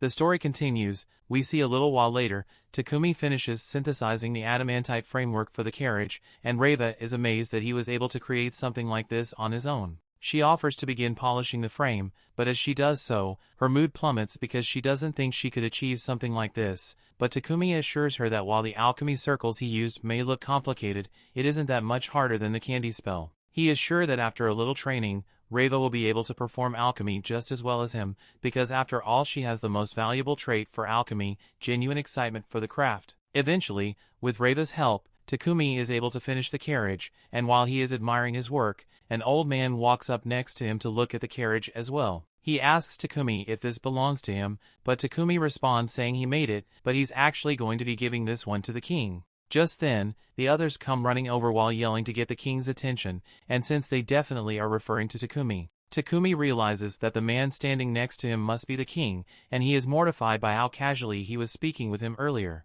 The king tells him he doesn't have to worry about formalities since this is an informal meeting, and the reason he chose to have this informal meeting is because he thinks formal meetings are boring. He also wanted to meet the famous alchemist as soon as possible so he could thank him in person, but Takumi is surprised to hear that the king wants to thank him. He's not sure what he could have done to warrant thanks from the king, but the king reminds him that he invented the toilets that solved the kingdom's sewage problem. So as the king, it is his duty to show his gratitude. Normally a grand banquet would be held in Takumi's honor, and all sorts of rewards and titles would be given to him, but that would draw too much unwanted attention to him, and the king knows Takumi wants to remain anonymous to avoid being targeted by Sidonia. The king seems like a really good guy, and Takumi is grateful that he is so understanding. The king ended up giving Takumi a reward for his toilet invention, and afterwards the group began their journey home. As they leave, the king watches from his window and he instructs his attendants to make sure no one ever knows that Takumi came here today. Simon agrees to tell everyone in the castle to keep their mouths shut about Takumi, but once they start exporting Takumi's goods outside Barkula, Takumi's influence is going to spread so far that it's going to be impossible to stop Sidonia from acting against him. After returning to Bolton, Takumi sits down with all his slaves to discuss their wages. But to be shocked, Maria and Sophia say they don't want to get paid. Maria says he already gives her plenty of food, so she's happy with the allowance he already provides, and Sophia doesn't have much use for his salary anyway, so she doesn't see a need to get paid. Reiva thinks it's weird that Takumi has to argue to convince these two to accept their salary, but she's just enjoying the show at this point. Takumi tries to explain to Sophia that even if she doesn't need the money right now, it's still a good idea to save it for the future, but Sophia's mind is made up. She's an elf, so she's guaranteed to live more than Takumi. But even after Takumi dies, she intends to spend the rest of her life watching over his grave. Maria isn't going to live as long, but she would gladly do the same. The sentiment is nice, but Takumi really wishes these two could come up with a future plan for themselves that doesn't involve sitting by his grave for all eternity. Meanwhile, over in the Empire of Sidonia, one of the princess's spies has managed to get their hands on one of Takumi's purification devices, and she is disgusted that someone would dare to replicate holy magic instead of paying them. Princess refuses to let this stand, and she knows that these purification devices originated from the city of Bolton, so she intends to send a small unit to destroy whoever is producing the devices. Back at Takumi's house, he and Reiva are in his workshop when Reiva suddenly asks him if she can register at the Adventurers Guild. Takumi is surprised by her request, but Reiva says she wants to help Takumi as an adventurer as well, just like Maria and Sophia. Also, being an adventurer would help her improve her stats, and improving her stats will allow her to do more complex alchemy. When she puts it like that, Takumi can see why she wants to become an adventurer, so he agrees to let her register. The two of them head to the guild, and Reva gets a guild card issued to her so she can join Takumi's party. But on the topic of Takumi's party, Hans tells him to hurry up and come up with a name already. With the exception of Reva, everyone in Takumi's party is already D rank, and with their performance they are easily one of the guild's top parties, so they can't stay nameless forever. Takumi doesn't think it's that much of an issue if he leaves his party nameless since he never wanted to be an adventurer to begin with. In the first place, his team doesn't have someone to fight on the front lines. Takumi could probably do it if he had a little more training, but he's not really interested in getting stronger. Just then, Barak shows up out of nowhere and says he is willing to train Takumi until he's the best frontliner out here, and he conveniently chooses to ignore Takumi when he says he isn't interested in any training. Barak proceeds to throw Takumi all across the training grounds while demanding that he think of a name for his party. But between the fear and constant pain, he only names Takumi can come up with are toilet related, so Barak keeps throwing him around until he can think of something better. Unfortunately, Takumi couldn't think of anything, so by the end of the day he is covered in bruises and bumps. Maria starts patching him up, so Takumi asks if she has an idea for a party name, but she's even worse at naming things than he is, so she's not going to be much help. Takumi tries asking Sophia if she can think of a good party name, but her mind is a little preoccupied by the blind fury building within her. She can't believe Barak would dare to hurt her master in such a way, and she gets up to head over to the guild right now because she's ready to throw hands over this. However, Takumi stops her and says Barak was just training him, and as much as it hurt, Takumi's combat stats did go up quite a bit because of it, so there's no reason to be mad at Barak. 10 months have passed since Takumi got summoned, and the other heroes are currently busy with their training. Yamato's combat prowess has been steadily improving over time, so much so that he is now overpowering the knight in charge of training him. However, Akira sits on the sidelines and mocks Yamato because he thinks Yamato's aggressive fighting style would never work in real combat. Akane reminds Akira that his fighting style is just as aggressive as Yamato's, but Akira says he's the main character, so he is naturally a better swordsman. Anyway, he asks if Akane wants to come back to his room with him for a different kind of training,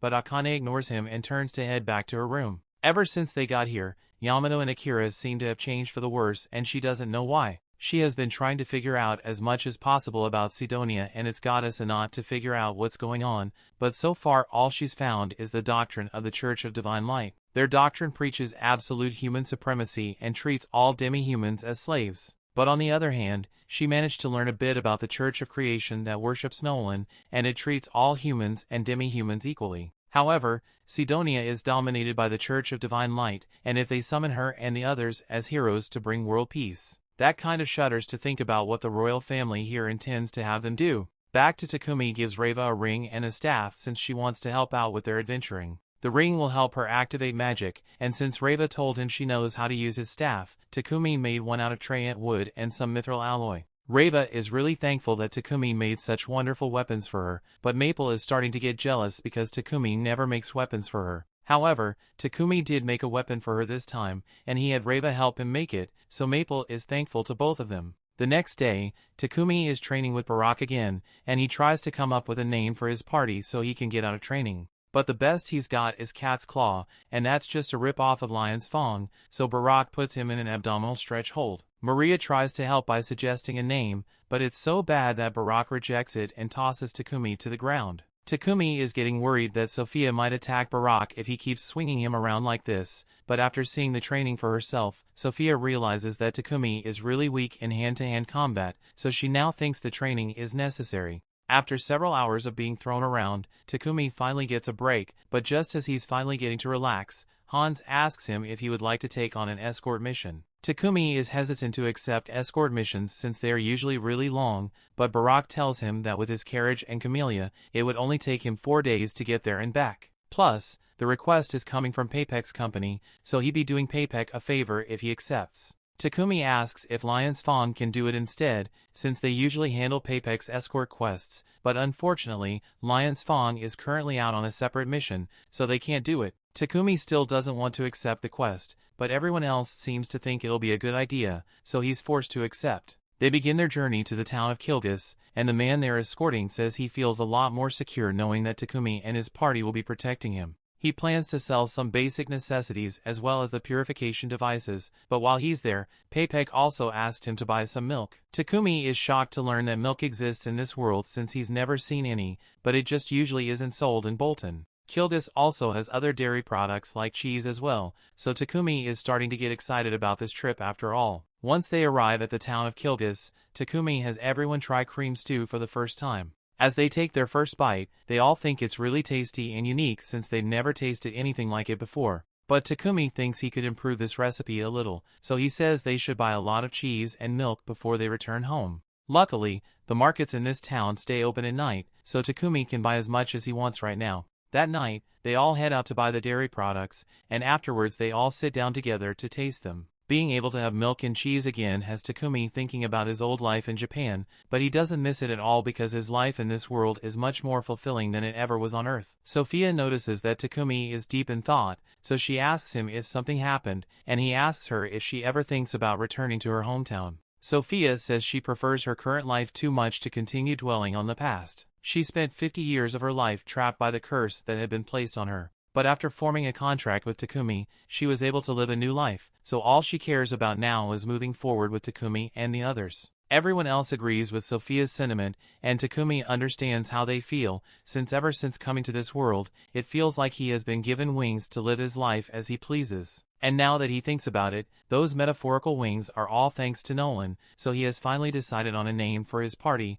the Wings of Nolan. After completing the escort mission, Takumi and the others return to Bolton. But upon arriving at his mansion, he realizes something is wrong. The entire room is full of paralysis poison, and before he even realizes what's going on, the girls have all been poisoned and captured by two masked men. One of them approaches Takumi and attempts to stab him to death, but at the last second the knife gets knocked out of his hand by a web, so Takumi seizes the opportunity to counterattack and knocks the first guy out. The second guy then tries to attack Takumi, but he is easily able to flip him over and knock him out as well. Now that the threats have been neutralized, Takumi thanks Maple for the assist, since she really saved him back there. He then uses Cure to get rid of the poison so the girls can move again, and Sophia begins profusely apologizing for not being able to protect him. Takumi tells her it's not her fault she couldn't move, since only he and Maple have paralysis-resistant skills. But speaking of Maple, she asks Takumi what he wants to do with the rest of the intruders she found. She found these guys lurking around the house,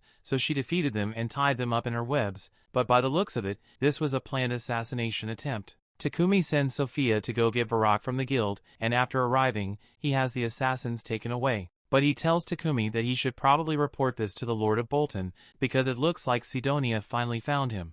The story continues. We see Takumi later has a meeting with the Lord, and his investigation revealed that the people who tried to attack him were members of the Divine Light Squadron. They are basically a task force that Sidonia sends out to execute anyone whom they deem to be problematic for the Church of Divine Light. Takumi is horrified that Sidonia is really trying to kill him. He is informed that the reason Sidonia is after his head is because of the purification devices he created. Previously, the kingdom had to rely on priests to use holy magic to purify the sewers. The priests of the Church of Creation and the Church of Divine Light used to take turns doing it, and while the Church of Creation did it for free, the Church of Divine Light always charged large fees. But now, with Takumi's invention, priests aren't needed for purification anymore, so Takumi pretty much cost the Church of Divine Light a huge portion of their revenue. Takumi asked if he needs to go into hiding or maybe leave the nation, but he is told that he will be safest if he remains here in Bolton, since this nation has many followers of the Church of Creation, so it will be hard for the Church of Divine Light to exert their influence here. And as an extra precaution, they are going to increase the number of patrols for the Knights and City Guard to prevent more Divine Light assassins from showing up. That takes care of the city's security, but Barak says they still need to worry about Takumi's safety while he's out on adventuring missions. Takumi turns to him and says he actually intends to suspend his adventuring for now, given the circumstances, but Barak refuses to accept that. Takumi's party is one of the top 5 in the guild, so it would hurt the guild's metrics if he stopped adventuring, and the guild's metrics are way more important to Barak than Takumi's life being in danger. Sophia adds to this, saying she will protect Takumi even if it costs her life, so she wants to keep adventuring with him. Takumi is too much of a pushover to refuse either of them, so he ends up agreeing to continue being an adventurer. But as the three of them head back to the guild, Takumi takes a moment to think. It is clear that Sidonia is after his life, but because of him, his friends were put in danger last night and he needs to do something if he's going to keep them safe. Once they get to the guild, Takumi and Sophia meet with Hans so they can finally register their party name, but before they leave, Hans warns Takumi that he needs to be careful. Rumors about the attack on him have already begun to spread, and there are also rumors that a huge bounty has been placed on Takumi's head, so there's a chance that some of the adventurers here might try to attack him. Later that night, Takumi returns home and tells everyone the bad news. Maria is upset after hearing everything because it means there's a high chance that more people will attack them again. Takumi apologizes to all of them since they are in danger because of him, but they tell him there's no need to be sorry because they all chose to stick by his side no matter what. Besides, they are strong enough to handle anyone who tries to attack them again. Takumi is glad he has the girls to support him, but he's still a little worried, so he has been thinking of creating a magical device to raise a barrier around his house. That way, no attackers would ever be able to get close to him or the girls while they are at home, but he still needs to worry about their safety while they are out on adventures, so Sophia suggests he should find someone to act as their party's tank. Takumi agrees, but he has no idea where to start looking for one,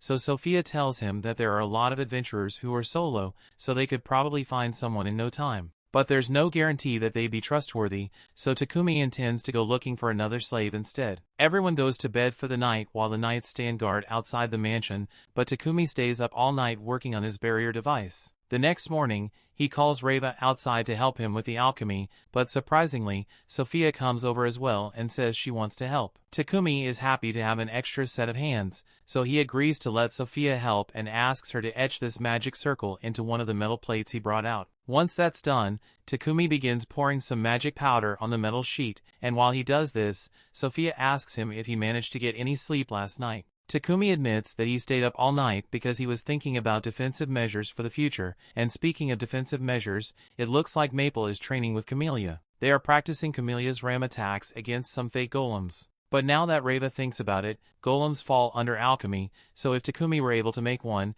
it would be perfect to act as their party's tank. Unfortunately, golems require magic circles to be engraved into their control core, and that's still too complex for Takumi to do, so he can't try making one. He would need his mana manipulation skill to level up a lot for him to even attempt it, but for now he just wants to focus on finishing up the barrier, so he begins casting a spell to bind the spell to the metal plates, and once he's done, all that's left is to place them on the house. All of a sudden, Takumi gets a notification that his mana manipulation skill has been maxed out and evolved into spell control, so maybe he can attempt the golem creation after all. Meanwhile, in Sidonia, the king has just been informed that the Divine Light Squadron was captured. The king is shocked to hear that not only did the Divine Squadron fail to kill their target, but they were also captured. By now, the kingdom of Barkula must have interrogated the assassins and found out that Sidonia was behind it, so this matter has become a lot more troublesome than he had anticipated. Elizabeth suggests to the king that they should put a hold on any further attacks on Barkula for now, and instead focus on completing their other mission regarding the summoning circle. The king thinks she's right, so he asks Homer for a progress report on the ruined magic circles they found. Homer replies,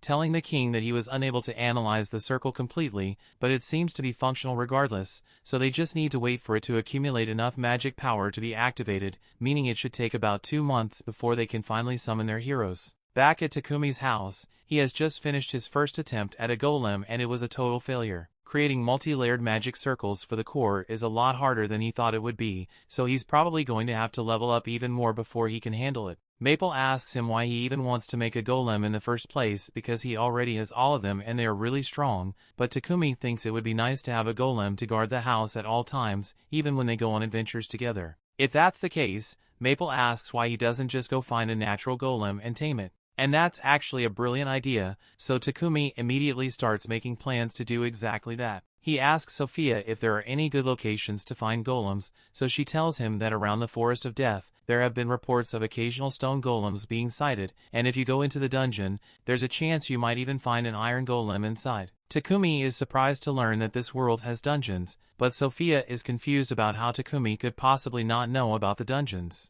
Takumi makes up an excuse and says he hasn't been inside a dungeon before, but he thinks they should try heading into the dungeon to try finding an iron golem. But Sophia tells him that would be a bad idea, because it would be reckless to try to take on the dungeon when they don't have a tank in their team yet. Sophia makes a good point, so Takumi and the others end up heading to the rock flats in search of a rock golem. Eventually they manage to spot one, but it's way bigger than they thought it would be. Sophia informs everyone that the golem they are faced with is probably guardian class, and to kill it they would need to target its magic stone, but Takumi doesn't want to kill it. Just then, the golem turns in their direction and starts scanning the area, so Sophia and Takumi duck behind a rock to hide from it. Sophia didn't expect the golem to have a scan ability, and she's starting to worry that it may be too much for them to handle, so she suggests that they should look for a different golem to tame. However, Takumi still thinks this is the best golem, since having a dangerous golem like that guarding his house would deter most attackers. He doesn't waste another minute and immediately runs out to challenge the golem,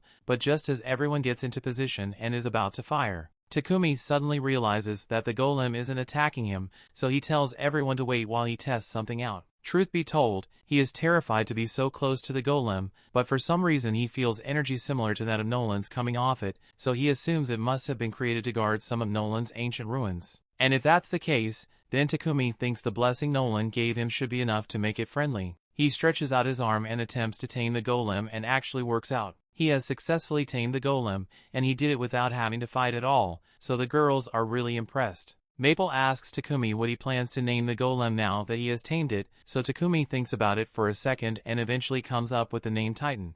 Everyone greets Titan and welcomes him to their team, and it seems like Titan is trying to tell them something, but his body isn't very versatile, so Takumi intends to make him a new one. He tells everyone that they can head home now, but Sophia points out that they will cause a huge commotion if they return with a giant golem out of the blue. Takumi realizes that might be an issue, so he's about to put Titan in his pocket dimension, but before he could do so, Titan begins to crumble and shrinks himself down to a little rock golem. Now they can take him with them to town without causing a huge scene, and Takumi promises to get to work on some improvements for Titan as soon as possible. Meanwhile, in the future, Akane continues to watch as her friends become more powerful and scummy with each passing day. The two of them are now strong enough to take out the entire night squad of the castle, and they are taking great joy in calling all the knights weak as they stand over them. Back to Takumi, as soon as he got home, he got right to work designing a new body for Titan, and he's really excited for it. So he plans to begin construction soon, but before that, there's something he needs to take care of. He calls a meeting with everyone and tells them he is planning to dissolve all the contracts he has with them. The girls are shocked to hear this and ask Takumi why, so he explains that they will always be in danger if they stick around him and he doesn't want to let them get hurt. He's been considering this ever since the day they first got attacked, and he is sure that this is for the best. The girls ask who will protect him if they aren't around, but Takumi says he still has Titan with him, as well as Maple and Camellia, so they don't have to worry about him. He wants the three of them to live somewhere safe, and of course he's going to pay them a lump sum so they can afford to live comfortably for a while. He tells them to think of it as his final gift to them, but all of a sudden Maria gets up from her seat and points her spear at him. She simply can't accept Takumi's decision and asks why he always prioritizes others over himself. Takumi tells her he doesn't want to be the reason any of them gets hurt, so as much as he loves them, he can't have them stay with him any longer. Maria yells that if Takumi truly cares about them, that he should want them to fight by his side and overcome whenever challenge comes their way together, but Takumi remains silent because he doesn't know what to say. Maria breaks down in tears and apologizes for threatening Takumi, but she doesn't know what to do with herself if she's not by Takumi's side. Sophia goes to comfort Maria and tells Takumi that while she understands that he is only asking them to leave out of concern for their safety, but telling them to just abandon him after everything they've been through is simply too cruel, they all swore to serve Takumi with everything they've got, and they were serious about remaining loyal to him forever. Takumi finally gets it, so he apologizes to everyone for trying to push his decision on them without considering how they feel. He asks them one last time if they really want to stay by his side, despite all the dangers they may face, and the girls tell him they'll be by his side no matter what comes their way. Now that they've sorted that out, Takumi resumes work on Titan's body, and he's super shiny now. Titan absolutely loves his new body, and why wouldn't he? He has an adamantite skeleton with mithril armor, as well as every weapon Takumi could fit in there. And best of all, Takumi made a giant body for the little Titan to go in, so Takumi has finally achieved a lifelong dream of creating a real Gundam, and he couldn't be happier. Meanwhile, Nolan is watching Takumi from heaven, probably jealous of his giant mech, but she is suddenly approached by one of her subordinates, and she has bad news. There are signs that Inat is starting to come into existence. The god that the Church of Divine Light worships didn't exist before, but after years of worship, their collective will has given birth to Inat. And unfortunately, because their will is so rotten, Inat is on the verge of becoming an evil spirit. On top of that, since Sidonia was the country responsible for summoning the heroes, it's possible that they will start a war once those heroes are strong enough. Nolan was already aware of this, but she can't directly interfere with the mortal realm. That is why she placed Takumi in this world and granted him so many blessings. And from now on, the fate of this world rests on Takumi's shoulders.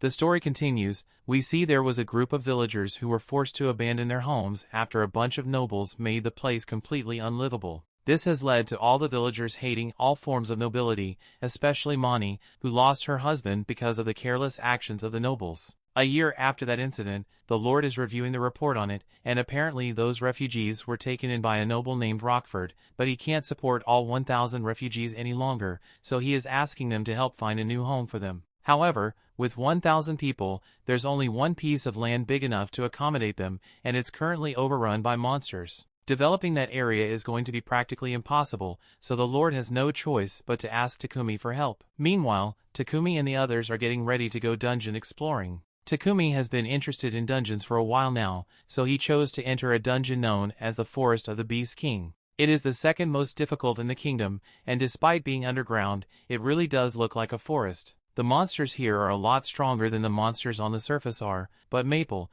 as the scout and Titan taking all the big hits for them, they were able to defeat the floor bosses fairly easily and claim the treasure chests. It took a whole day before they could reach the last floor, and as they approach the final boss room, everyone is getting excited. Sophia is just glad that they managed to make it this far without suffering any real damage, and Takumi says it's because they got lucky and didn't fall for any traps. But just as he says this, he accidentally steps on a trap in the floor, sending a massive boulder right at them. Takumi yells for everyone to retreat, so they all start running until they make it to a room that's too small for the boulder to get in. All of a sudden, the door they came in through closes behind them, so now they have no choice but to follow this path. Eventually they arrive at a large room and Takumi is starting to get the feeling that they were lured here, and it turns out that he was right because the final boss soon appears, and it's an S-rank rock dragon. Takumi really wishes he had brought the giant Titan mech with him, but he didn't, so as the dragon strikes at them, Takumi tells everyone to run. They won't have a chance to attack if they don't stop the dragon's tail from moving,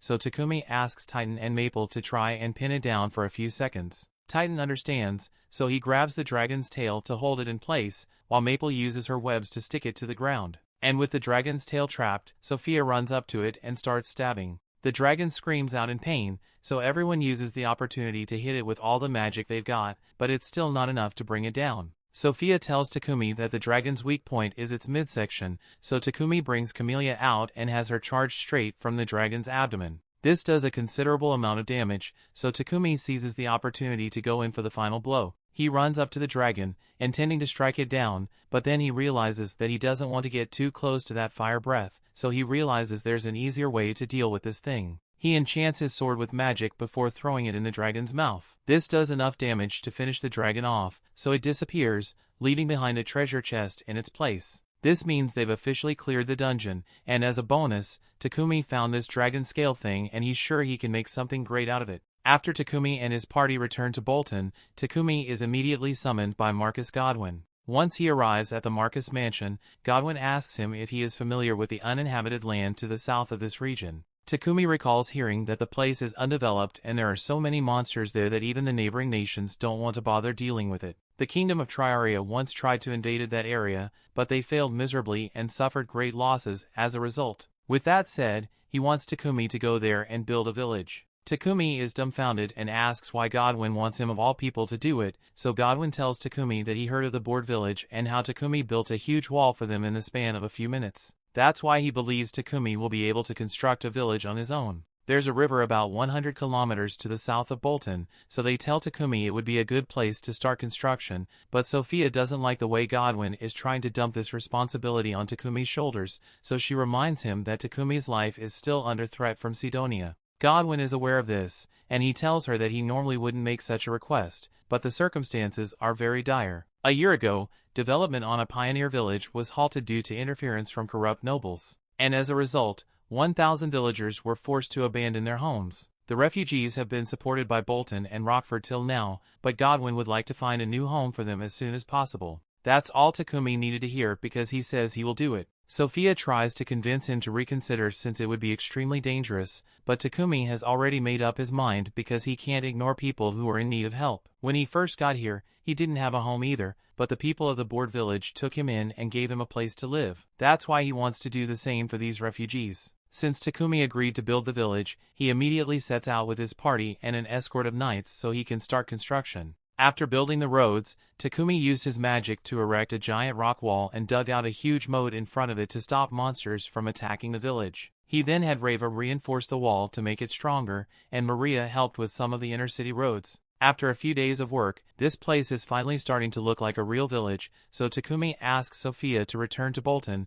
and tell Godwin that he can send the pioneers here. Sophia does, as she is told, and rushes back to Bolton on Camellia to inform Godwin that they are ready to receive the refugees, but Godwin can't believe that they managed to create a whole village in just 10 days. The village isn't exactly perfect, but Takumi said it should be good enough for the villagers to live their daily lives without issue, so Godwin gives the order for the refugees to head to the new village. The refugees start heading there under escort of the knights, but even though they are supposedly receiving a new home, they are rather worried because they are heading for the southern frontier, and the place is known for being undeveloped monster territory. They heard that a man was dispatched to make the land habitable, but they assume it is just another rotten noble who sees them as nothing but disposable pawns, so the living conditions in the village must be terrible. However, as they pull up to the village, the knight captain is shocked by the sheer magnitude of the village walls. It's practically a fortress at this point. The convoy crosses the drawbridge and enters the village where they meet Takumi. The knight captain asks Takumi what all this is, so Takumi explains that he's surrounded the village with ramparts and Dudamote for security.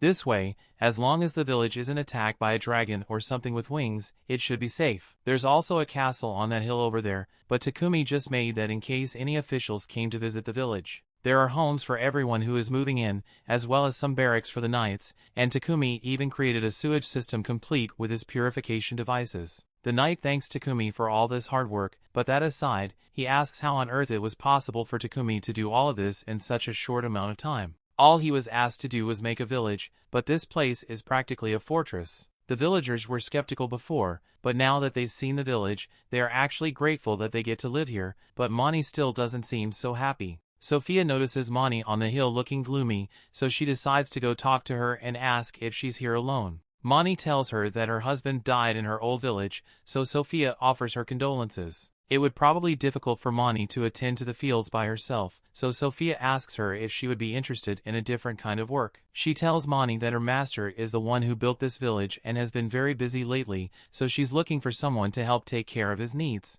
Sophia's phrasing makes it sound a bit inappropriate, so she clarifies that Takumi just needs someone to do the cooking and cleaning since Maria is busy with construction too. She invites Mani to meet with Takumi, so a little while later they gather in Takumi's house to discuss the details. Takumi tells her that as long as she's okay with it, he would like to ask her to help take care of them. Of course, he says you will pay her a fair wage, but Mani remembers everything that happened at the old village and how she vowed never to trust another noble again. She declines Takumi's offer and tells him that she simply doesn't trust him. Things may look good now, but she is sure that sooner or later, Takumi will cause the villagers to experience great despair, just like the other nobles did. Maria tries to convince Mani that Takumi isn't like that, but if Mani doesn't want to take the job, Takumi doesn't intend to bother her any longer. Mani then leaves Takumi's room, and as she is walking away, she thinks to herself that she might have messed up by speaking to Takumi like that. Regardless of whether he is trustworthy or not, he did build this village, so now that she has disrespected him,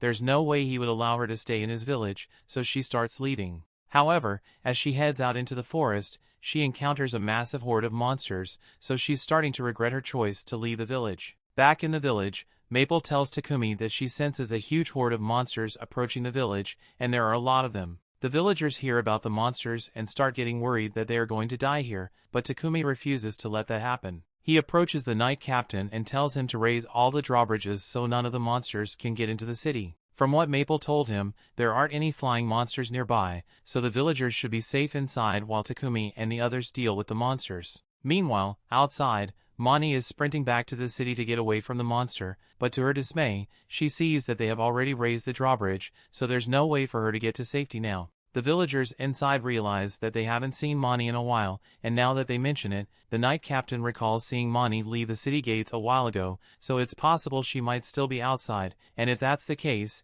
then she's in serious danger. Takumi refuses to let any of the villagers get hurt, so he vows to bring her back safely and flies over the walls on Titan. Mani has just been cornered by 2 bush wolves, and there's no way she can outrun them, so she accepts her fate and resigns herself to dying here. But before the wolves could get to her, Takumi managed to swoop in and save her at the last second. He then gets her to safety and slashes the 2 wolves in half, so he tells Mani she can relax now. Mani is still worried and tells Takumi that there are a lot more wolves in the area, but Takumi tells her that shouldn't be a problem since his friends are taking care of it. And sure enough, Sophia and the others soon return to tell Takumi that they killed all the monsters in the area, so there's no need to worry. He was serious when he said he wouldn't let anything hurt the villagers living here. Mani now realizes she was horribly wrong about Takumi. He's nothing like the other nobles she has met, so she apologizes to him for her rude behavior before and asks if he would still be willing to hire her as his maid. Takumi smiles and says he would love to have her, and everyone else welcomes her to the team.